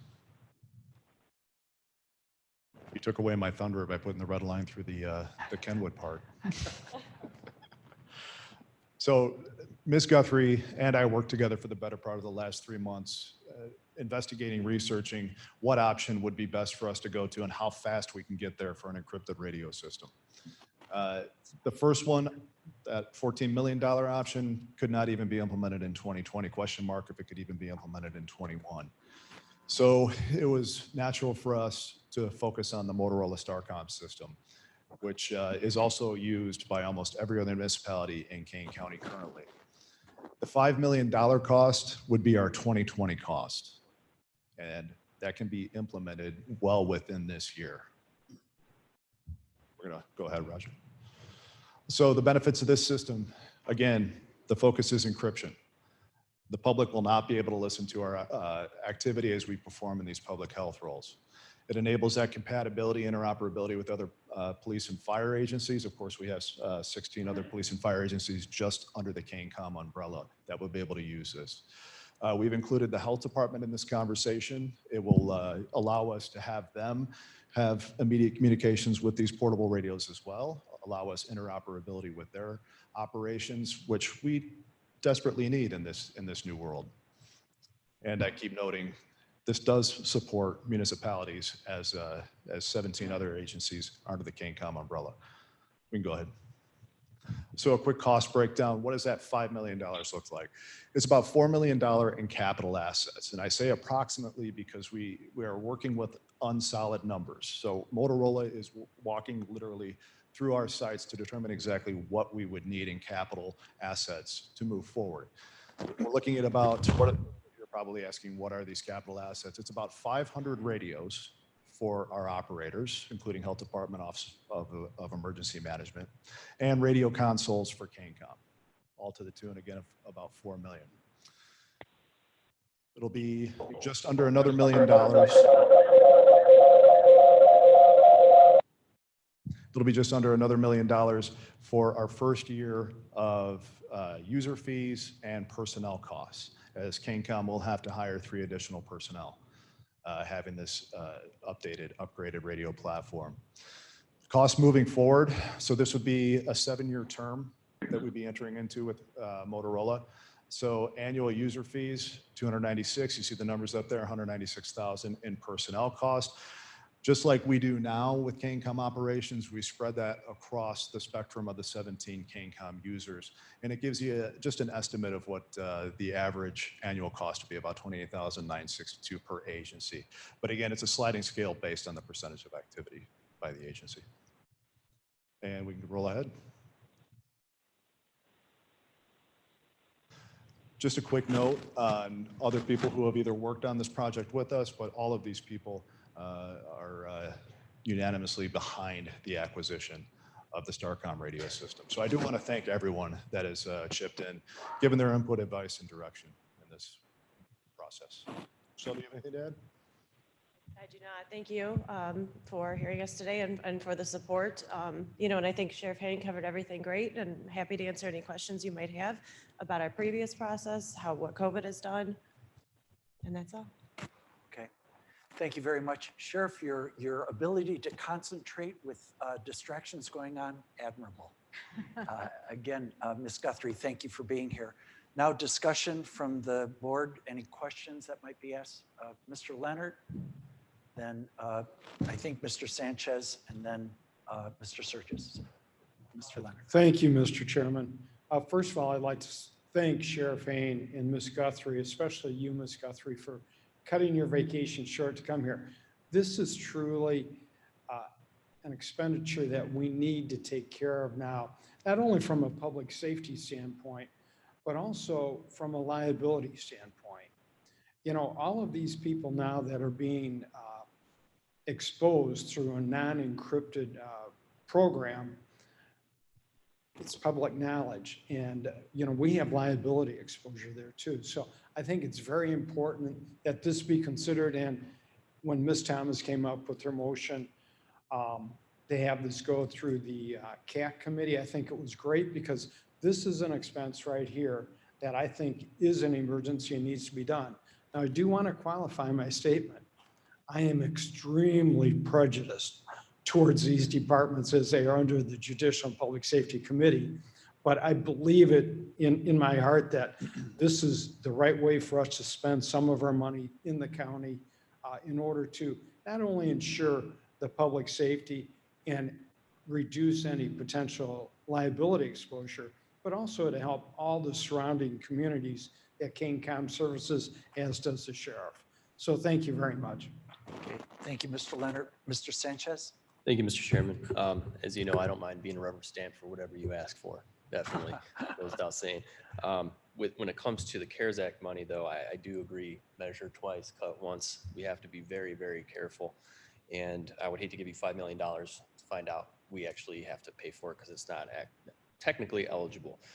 We received a memo from the state's attorney's office, I believe 2 days ago, that suggested that, well, the first item is not eligible because of the timeline, but the second one isn't eligible because there have been some waivers of certain aspects of the HIPAA laws that then could be interpreted if we were to spend the money for this expenditure because of those changes to the HIPAA laws, we really didn't need to do that, and that it could then be considered a non-eligible expenditure. So I don't know, have you spoken with the state's attorney's office on this issue? Is there any resolution on the matter? So are you referring to the Department of Health and Human Services memo that they included on the HIPAA law during a nationwide public health emergency? Is that the document, right? Yes. Sure. Okay, thank you. So I did notice as I read the document, not just the highlighted areas, that when the secretary issues such a waiver, it only, underlined, only applies to, in number 2, to hospitals that have instituted a disaster protocol. So it clearly does not apply to us because we're not a hospital. And then at the end of that document, it does say efforts to protect the identity of individuals and prevent stigmatization of patients is also a priority. If information regarding an individual's COVID-19 status needs to be released, such as you hear on our radio traffic, such disclosure should be minimized to only necessary individuals. So unfortunately, the entire public gets to hear it, whoever wants to monitor our radio. Persons with a need to know this information should be provided with guidance on how to prevent further disclosure of the information. So I did read through the state's attorney's letter when it was forwarded to me, and Joe and I did have a conversation after I read it yesterday, and of course I'm not going to speak for him. I'll open the floor up to him if you all would like after I speak. I was not interviewed during their review process, being on the operations side of this system for 3 months, in a review process. I know it was noted in the letter that it lacks a factual basis to acquire the system. And I think that we presented that factual basis here today and the quantity of calls that we take related to COVID and actual audio. So we'll let you render your own opinion. Yeah. I just want to add to that as well. We've talked at Public Safety Judicial and other meetings about how KCAM telecommunicators are screening every caller and asking if they have flu-like symptoms, obviously not in progress calls. Sometimes who the officers and fire responders are seeing when they get to the scene is not the caller. And that's when we have exchange of back and forth where they're asking, is this person on a list? And that's how some information is getting through more on the radio, is that the person that we screened isn't necessarily the person that they are talking to when they get on the scene. Because we do have policies and procedures, and Code 100 was developed at the beginning of this, before we knew the volume that we were going to encounter, 8,000 different addresses. Sometimes it's not just a positive patient that we're talking about, it's someone who's possibly positive. So possibly, that's a lot more correspondence about that back and forth on the radio. And I also just want to point out that this is not affecting some of the other communication centers in the county because they are on an encrypted radio system. So we are coming with this challenge because we are not encrypted, and we are unique in that in King County. Okay, thank you, Michelle. Mr. Surgis, would you rise, please? First off, wow. And I remember when COVID hit, some of my municipalities reached out to me immediately, and I reached out to Barb and said, their concern is when one of their fire trucks or ambulance pulls up, are they made aware that this is COVID? Barbara, that was way back February, March. And she acknowledged the database is there. It's right on the initial phone call. It's right there. And I remember going home to my wife and saying, you don't even know what we're walking into. And then you got to worry if a guy sneezes on you. And I can't imagine what your people go through. With all that said, you need an encrypted radio. With Jared, I'm saying, let's go get him. But the business side of me says, who's the referee here? Who within our organization, and I'm thinking it's the auditor, that winds up saying, are we in compliance, and has to defend us when the audit comes from Mount High, whoever that is, saying, okay, you've spent this money, now we're going to go through and oops, this one doesn't qualify, but these do, and this doesn't. So my question is, how do we dot the I's and cross the T's, and who's the referee on this that we ultimately have to do? And that was one of my questions as well, to just figure that out so we can kind of say, as we're evaluating the asks, what are we evaluating them against? Okay, Mr. Leonard. Thank you, Mr. Chairman. Mr. Surges, I really agree with your point there. However, I think one thing that we have to realize, whether or not somewhere down the road, an auditor would come in and decide it is or is not eligible, we still need to do this. Agreed. And we need to do it now. Agreed. So, we have an exposure that we have to take care of.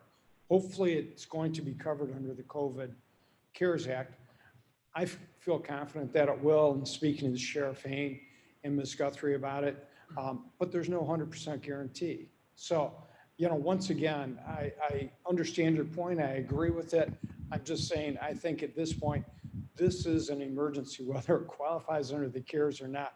We've got to do something. We have to do it now. And Mr. Leonard, my question is omnibus for Monday on all of these expenditures. Who's the quarterback on this? And I don't have the answer to that. Mr. Hoshai? Just a couple points. I appreciate the presentation, obviously very thorough and good information. As Chairman of Finance, Mr. Leonard, if this came up as an emergency request and we had to come up with $5 million in our current budget, I think we'd take a different approach in evaluating it maybe to see if alternatives were available. But having said that, if the COVID funds are available and it's a permissible expenditure, it makes sense. One thing to consider here, and this is getting into the weeds, but this is the type of thing that the committees will need to ferret out, is that if things go the way I anticipate, we'll have 55% of the funds available for county expenditures. We're also going to have another $7 million for the unincorporated areas. And to the extent that this service with CaneCom, in terms of its geography and benefit, flows into the unincorporated areas, maybe a portion of the funds could come from that fund as well. So just a thought in terms of preserving or maximizing the use of our countywide funds. So that's my comment. Thank you. Thank you, Mr. Hoshai. I believe to answer, to make some progress against the question that you're asking, I know it's omnibus and it is omnibus. But on this specific item, all the time, it's going to be whoever the county auditor is going to need to go through that. So Terry Hunt, it is important. I just checked the screen again. Mr. Hunt's name is on the list of support. I hope after the state's attorney's office has a chance to interview the sheriff and goes over the factual information, however that was put, that then sustains and perhaps overcomes the initial objection. And then when this first came up, the question was, is there some way, after having handled IRS audits and gone, aged prematurely on those, they're arbitrary, they're lousy. I don't like envy the auditor for needing to go through not only OMB, but also the Treasury Department audit. But you say, who trumps an auditor? Who in the end can you present evidence from? And the answer is typically a judge. Now, if we could go for a letter of advice, which they will not give us, but if we could go to a court system and have a court say, man, it's just on the face of it this way. But, and Clint Hull, Chief Judge, wants to help in every way he can legally, but he says, Chris, we just can't do that. We don't interfere because we need to be unbiased at the point that a case comes before us.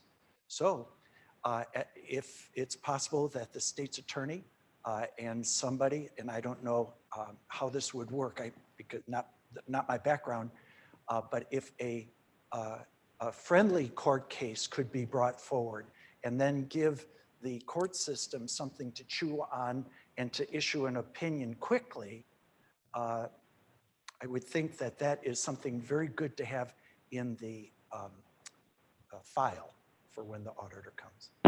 So just a thought. Maybe that's crazy, but just a thought. Okay, other questions or thoughts?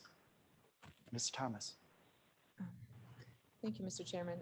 Thank you for the presentation. I agree that this update is overdue and is a priority.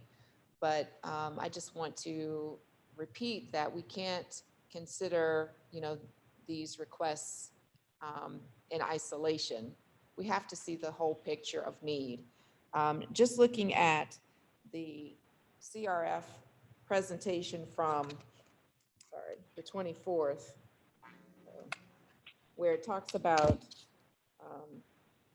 how much money can be used for direct payroll costs. Sorry, I just lost it trying to show it. But there's a graph that shows $36 million of payroll costs that the county could potentially use the COVID funds to cover.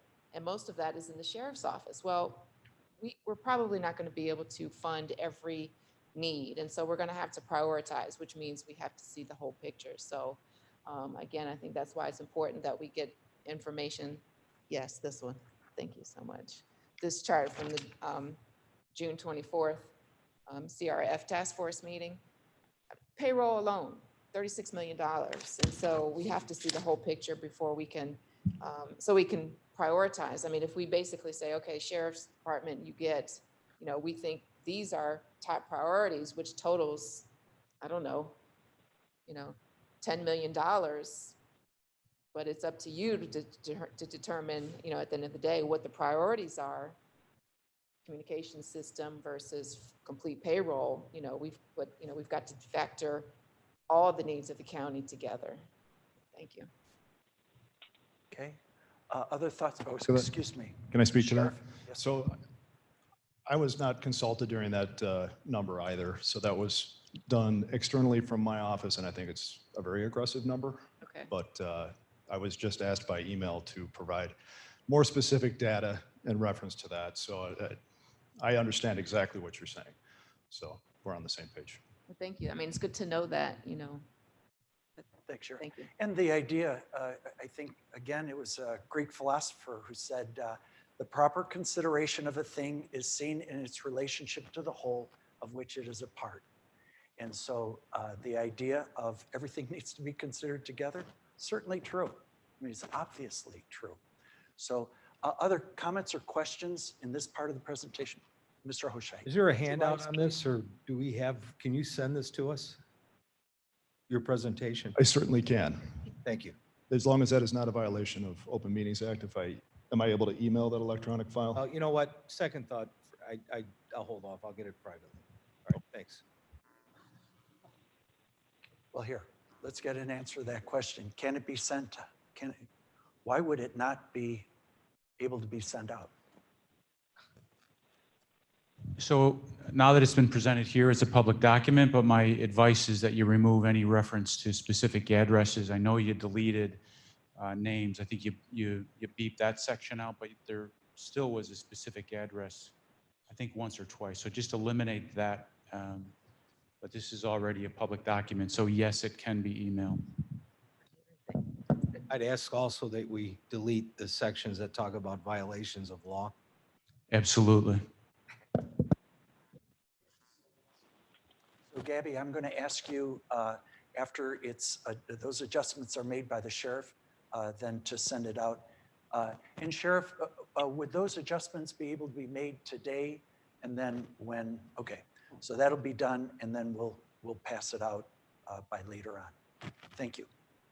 Thank you, Sheriff. Thank you, Ms. Guthrie.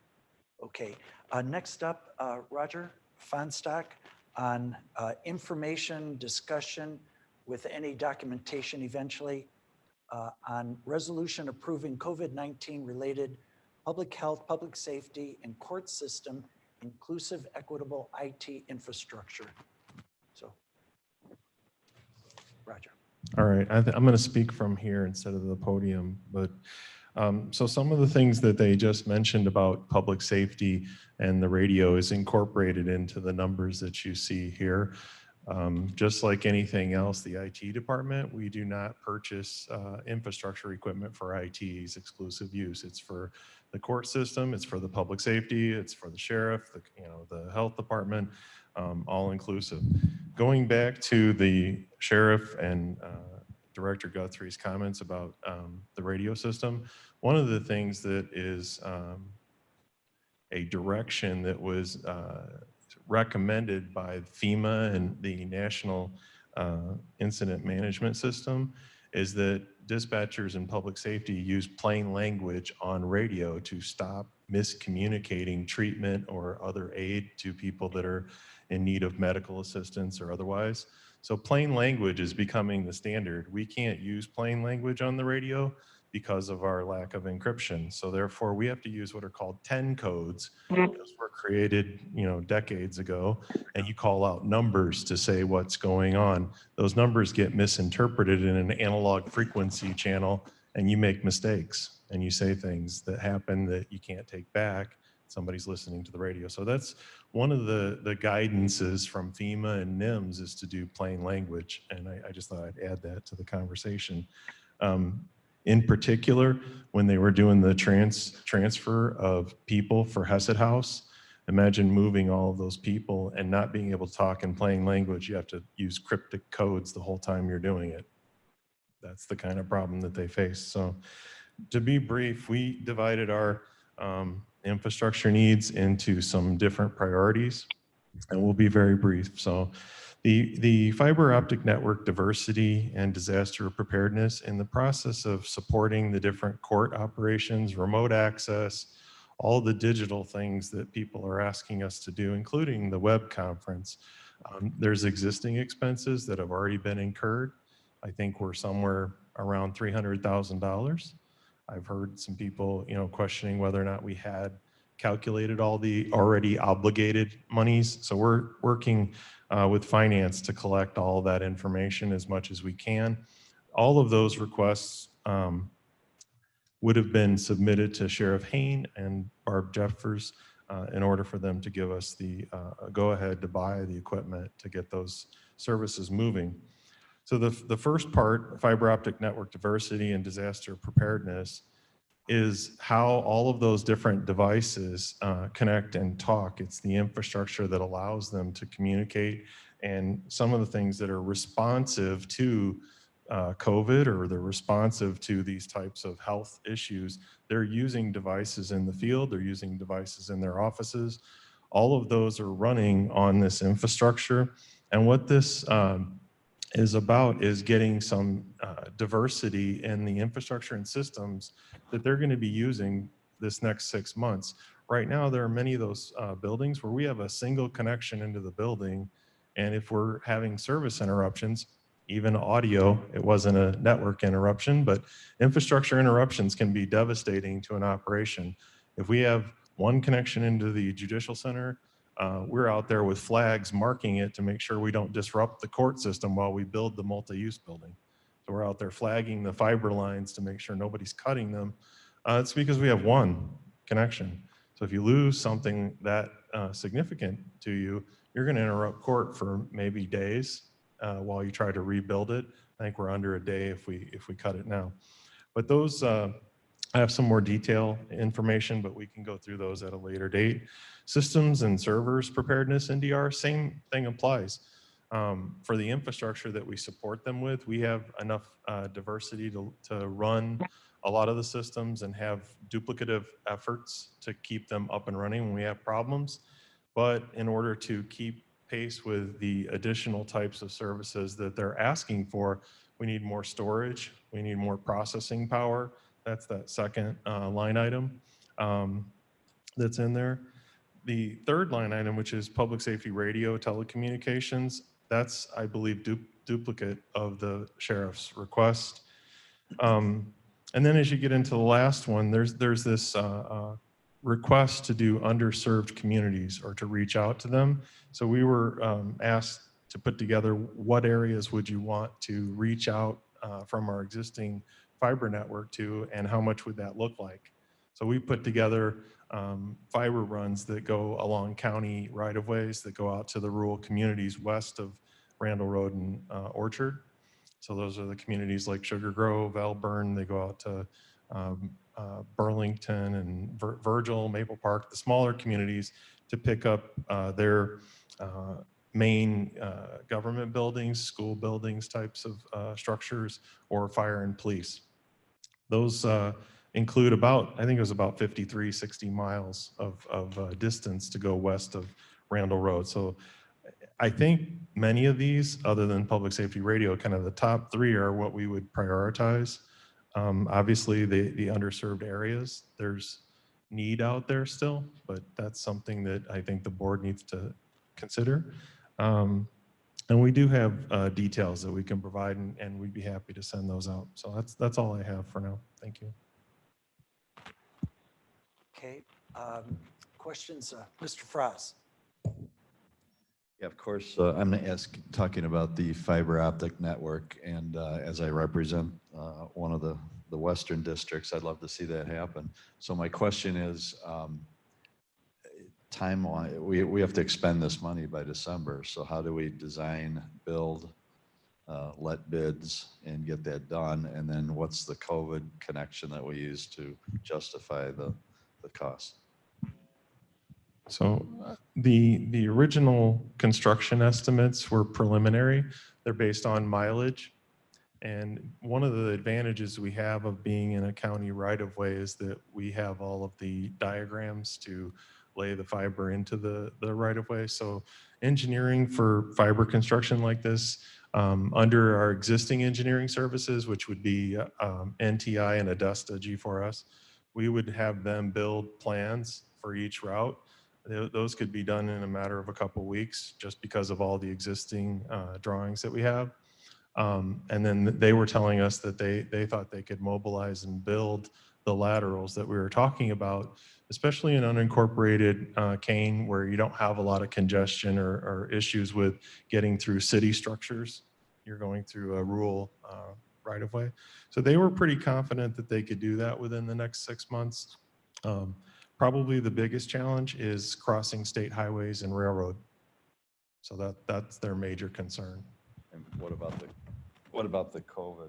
Sure. We're gonna have to answer somebody. So the legislation and the act that they have specifically identifies funds that are there to improve broadband and remote access for public safety, for government, for agencies to, and schools even, to respond to remote learning, remote communication, remote office work. All of those types of things are basically available through network services. So you can't necessarily build to every house and every structure out in the western side of the county, but if you can get the main structures that provide the kind of the beacon of information on, at least that part of it is ready to go. And then if the end users can get online, they can get to it. But we have a lot of communities where they struggle to get their information out or online and even communicate with other government agencies. So that's kind of the target of it. And Ms. Jeffers, further thought for answering Mr. Froz's question? Yes. I want to share with you how when we started COVID, when it first started, I was required to issue isolation orders within 24 hours. And that required you'd be in the hospital, you'd be ready to discharge 11 o'clock at night. They'd call my staff. They came to my house. I had to sign the orders, we called the state's attorney. My staff then had to go back to the office, and I can't tell you how many nights I held the phone to make sure they got in safely, because it's in Aurora. They would go in, log in, get the necessary document, drive to the person's house. We had 24 hours to notify you of isolation. Get your signature so you understood now you're quarantined. That gave us the ability to leverage legal aid.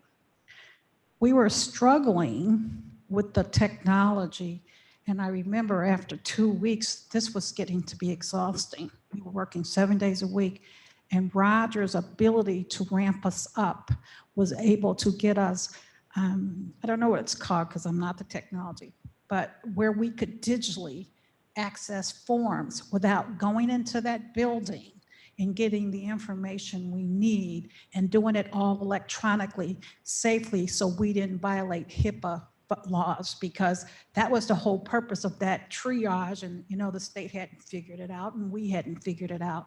So it was a lot of work around the technology. And let's not forget, when we all had to shelter in place, what that took. Everybody going home. Now, the majority of my staff still came to the office, but all the rest of these people had to be ramped up with, I can't tell you how many times I've called Roger in the middle of the night. My laptop's frozen. I can't get in. And because of the isolation and quarantine orders we were required, we had a time limit, and not once did he complain. So I think, not knowing what all that is, but without good technology, it really puts our community at a disadvantage. And it's all COVID related. Okay, and we'll go to Mr. Sanchez next, but further clarification, because it's an important question from Mr. Fraz. Again, equal access to proper speed internet. Equal access is important. The minority population incidences of COVID disease, as you've read in the newspapers, is higher than the general population. I believe that the #1 highest impacted group, Hispanic, and then African American.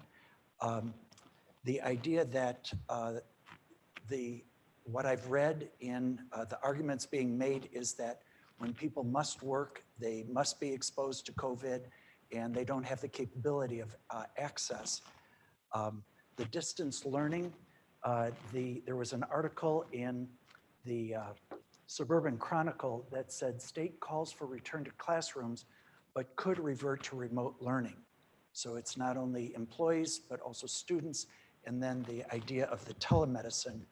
To give you an idea of how disparate the units of speed are in some areas, out in western Kane County, there's an area specifically that had, say, 16 units of speed, just 16 units. Then they took it up to 38 units of speed, whether that's whatever they are. A company came in and established 1,000 units of speed. I think that's a gigabit. And that then fostered competition for a competitor to come in. Now, they came in at 350, but the idea of once somebody breaks the ice, more people come to compete and then deliver those services. So I believe that Mr. Sanchez was next. Thank you, Mr. Chairman. Mr. Fonstock, the first 3 items up there, does that address the concerns Director Jeffers mentioned? I think that the first 3 I would describe as serving, you know, the county as far as our abilities and capabilities. The 4th one is kind of directly addressing the underserved areas, like communities that need the different telecommunications enhancements to be able to communicate effectively, whether it's for schools or they have public safety response. And they mention that in the guidelines. If you want to read through the U.S. Treasury guidelines, they specifically mention that you can use the CARES Act funding for improving technology to allow people access to better education, health, public safety opportunities. All of those things are mentioned in there in different aspects of them. So it's kind of, you can, I guess, depending on who your audience is, one of those applies. I guess a further clarification question, it sounds like the fiber optic underserved areas that would be provided to school districts, municipalities. If we have a neighborhood, you know, of lower income residents and they don't have good internet, are they going to be signing up for Kane County internet? It's going to go straight to their house, or how would it benefit those residents directly? So looking at like what they would call fiber to the home or fiber to the premise or fiber to the business, we provide what I would call structured like backhaul or core fiber. And then we look for resellers or partners to help get it to homes. So we have a physical infrastructure that people tap into to deliver things over long distances. So think of it as interstates and highways versus your municipal neighborhood roads. So if you go out west, they don't have the fiber network in their town. So the option to hook up to it, even an entrepreneur that wanted to connect to homes doesn't have a way to get it there unless they pay all the infrastructure costs to get it there. So it just like bringing a highway through a small area, you're bringing fiber through. We would want to target those, what I call major institutions or large institutions, and bring the fiber into there for a distribution point. And then you'd look for partners that would want to either do wireless to the home, or they'd want to do fiber, or you could even still use the cable television infrastructure to deliver it house to house. Most people will tell you that delivery to the home, just like any other service, is based on the market. So if there's market demand, people build it. If there's, if it's an underserved community and you want to try and help get service there, that infrastructure has to be there first, and then you start working with people to get it into the different neighborhoods and homes. There's been a lot of models for fiber to the home. There's been models for wireless to the home. We know a lot of the partners that do that. Most of them will stop short of doing it because there's no infrastructure to support it. So they just stop. They're like, I can't get 8 miles out into the country to even start a service. And many of your cable TV franchises out west, that's why there's such a limit to the service providers, is because it's just few and far between. It's a long distance out there. Okay, any other thoughts or comments, questions? Seeing none. Any from any of the participants on the phone? Okay, hearing none. Thank you very much, Mr. Fonstock. Next up, I'd like to welcome back Brian Pollock, who served on this board for, I think it was 4 years, to represent the county clerk's office. And if, okay, good. You're going to, good. That way we can hear you.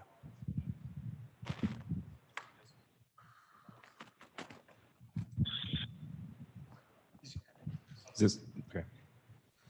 Thank you, Mr. Chairman, members of the board. Okay, I was going to go through it quickly because we're on time. And most of you have heard this before. We have a PowerPoint now and flushed out a few of the points. So good start. Thank you, Roger. Quickly talking about a few of the things that go into running an election and how it's been affected by COVID. Recruiting and training our judges, preparing our voting equipment, finding polling places, voter registration, as you see down the list. It's not just we flip a switch one day and we have an election. Months of planning go into this, and these things have been affected pretty much all year. Move ahead, Roger. Thank you. To the polling place costs. We talk about frontline employees. Our election judges and our staff are frontline employees. They're the ones that are there when the public comes in to vote. So we need to protect them like we're protecting other frontline employees.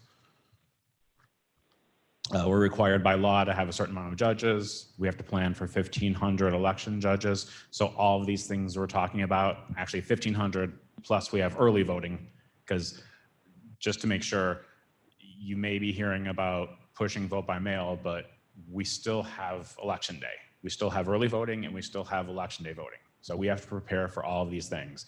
Nothing was wiped away. We still have to run the same election we plan to run now in terms of COVID and with additional vote by mail. So those numbers are there. So we need all the things that we've talked about: face shields, masks, gowns, gloves for all of those judges. We also need sanitizing wipes to wipe down, pens when voters sign the affidavits, voting equipment, booths, etc.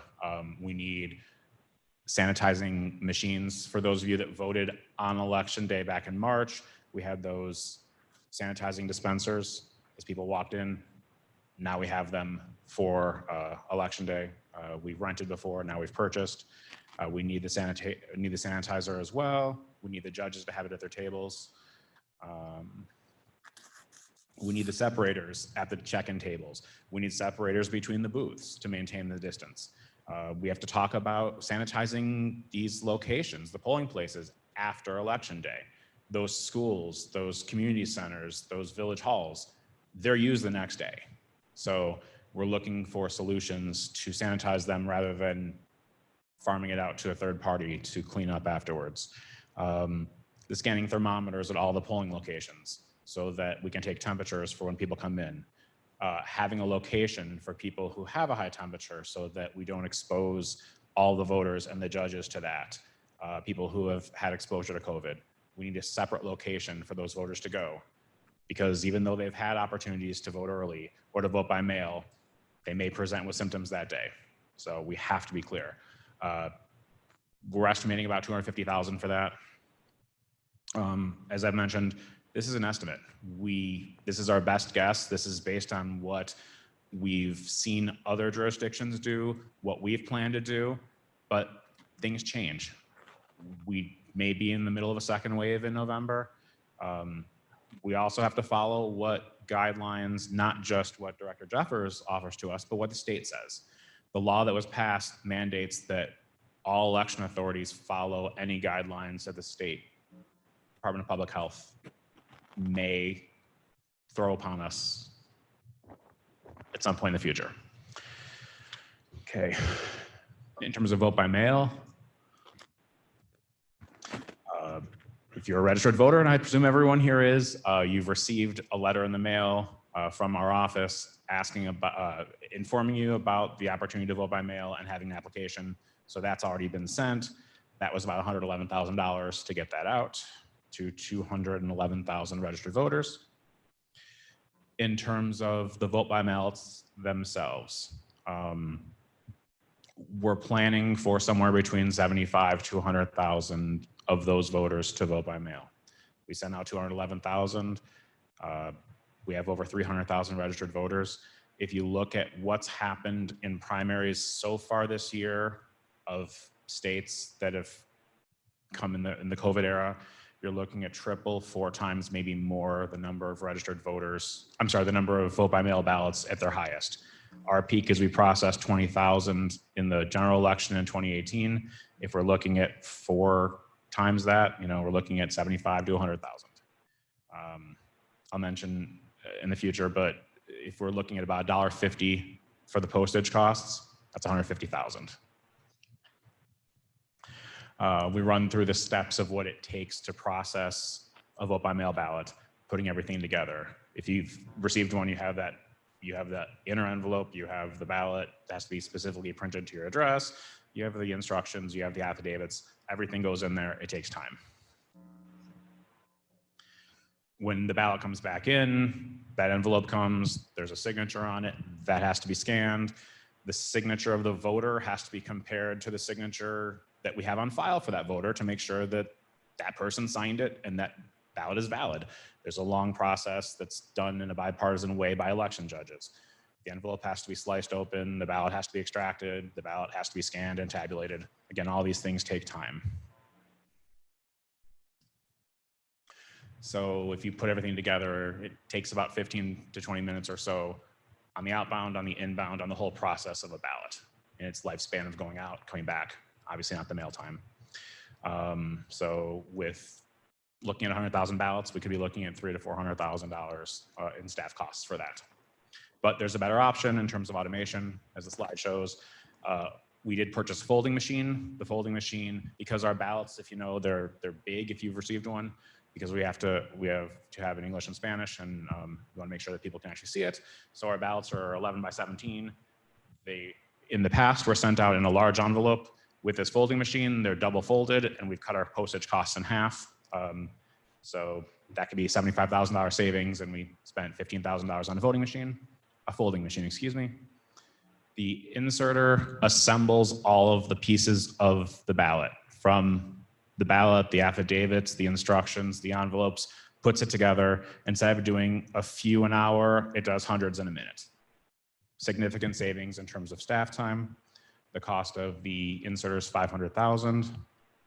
The sorter, when those ballots come in, It runs through the system. It scans a signature so that when the election judges are going to compare the signature that's on the ballot to the signature that's in the file, it'll come up on a screen so the judges can look at it rather than looking at the envelope and looking at and going back and forth. So again, it automates the process. You still have the bipartisan group of judges to do it.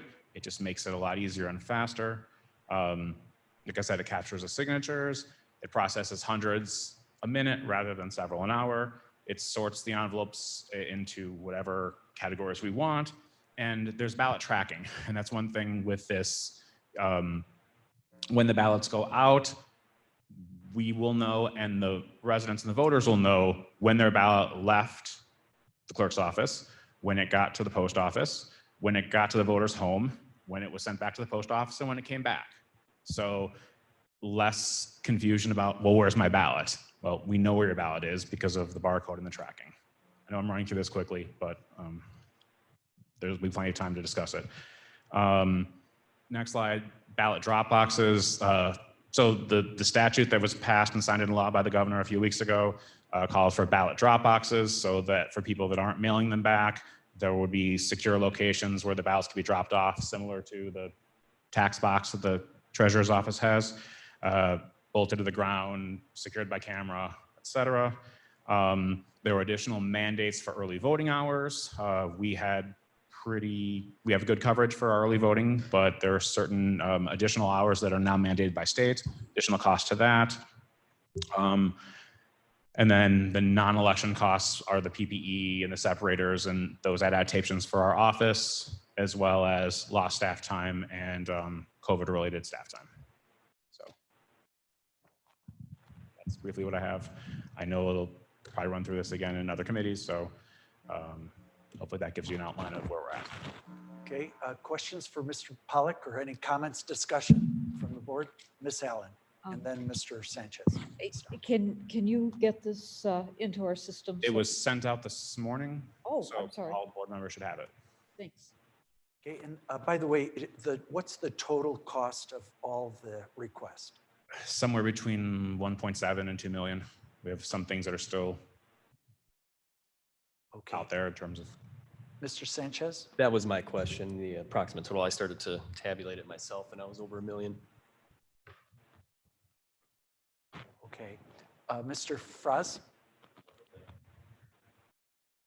Thank you. Clear, concise, nice list, and an affordable number. Thank you. Asked, but. Okay. All right. Other comments or questions? Seeing none in the room, anybody from the participating on the phone? Hearing none, thank you very much, Mr. Pollock. And then finally, a presentation that will come on Monday. The CAC group asked for breakdown across departments in the county, and Joe Onsick is going to be available to present those to that group. Okay. Is there anything, committee reports? Mr. Surgis?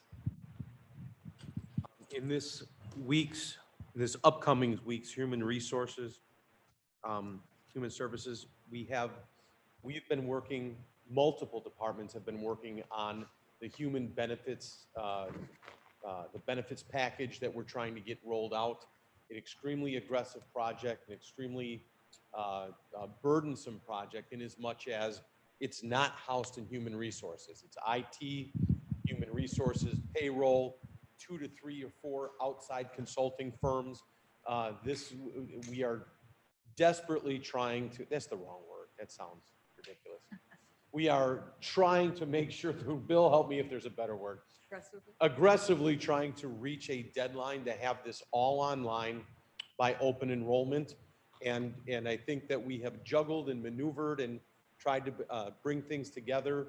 And we have a large meeting. We're planning on about 45 minutes to an hour during this committee meeting to bring us up to speed. And we're going to utilize Roger's Zoom technology instead of flying people in to give reports, to try and do this and streamline this and make this happen. But I think this is one of those catalyst events in who we are to our staff and our employees and what we may look like in the future. And this meeting is really going to help us determine where we are. And then secondly, Drew, a week or two ago, maybe a month back, I had brought to Tom Rickard's attention some concern that our bridge on Route 72 in downtown Dundee, and I don't know what powers that be or whose conversation or if this is just fluke of nature, but the Route 31 portion of the Long Meadow project seemingly has advanced itself while the bridge project seemingly retarded itself.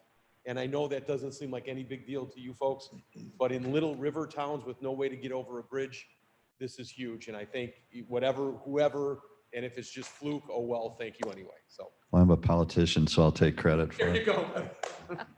Okay. Mr. Frost. I just wanted to let everybody know that the multi-use building, the project could not be going better. Weather's been cooperative. And I couldn't be happier with RC Wegman, our general contractor that we chose, and Campton Construction, who did the site work. The site preparation is essentially in the final stages. Underground utilities are in. The foundation was completed this week. And one of our big benchmarks, Monday morning, the precast wall panels will arrive, as well as the crew to erect them. So they put about 12 panels up a day. So between Monday and Friday or the following Monday, you'll see the shell of a building completed out there. So couldn't be going better. Thank you, Mr. Frost. Any other committee reports? Any committee report? I want to make sure that we ask the CAC committee. Any report for today? No formal report. I think we covered everything. Look forward to Monday's meeting. Okay.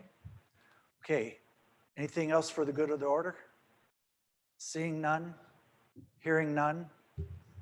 May I have a motion and a second to adjourn? So moved by Mr. Kenyon, second by Mr. Sanchez. Permission to have a voice vote on that one? All those in favor say aye. Aye. Aye. Those opposed, nay. Ayes have it. Thank you. Thank you.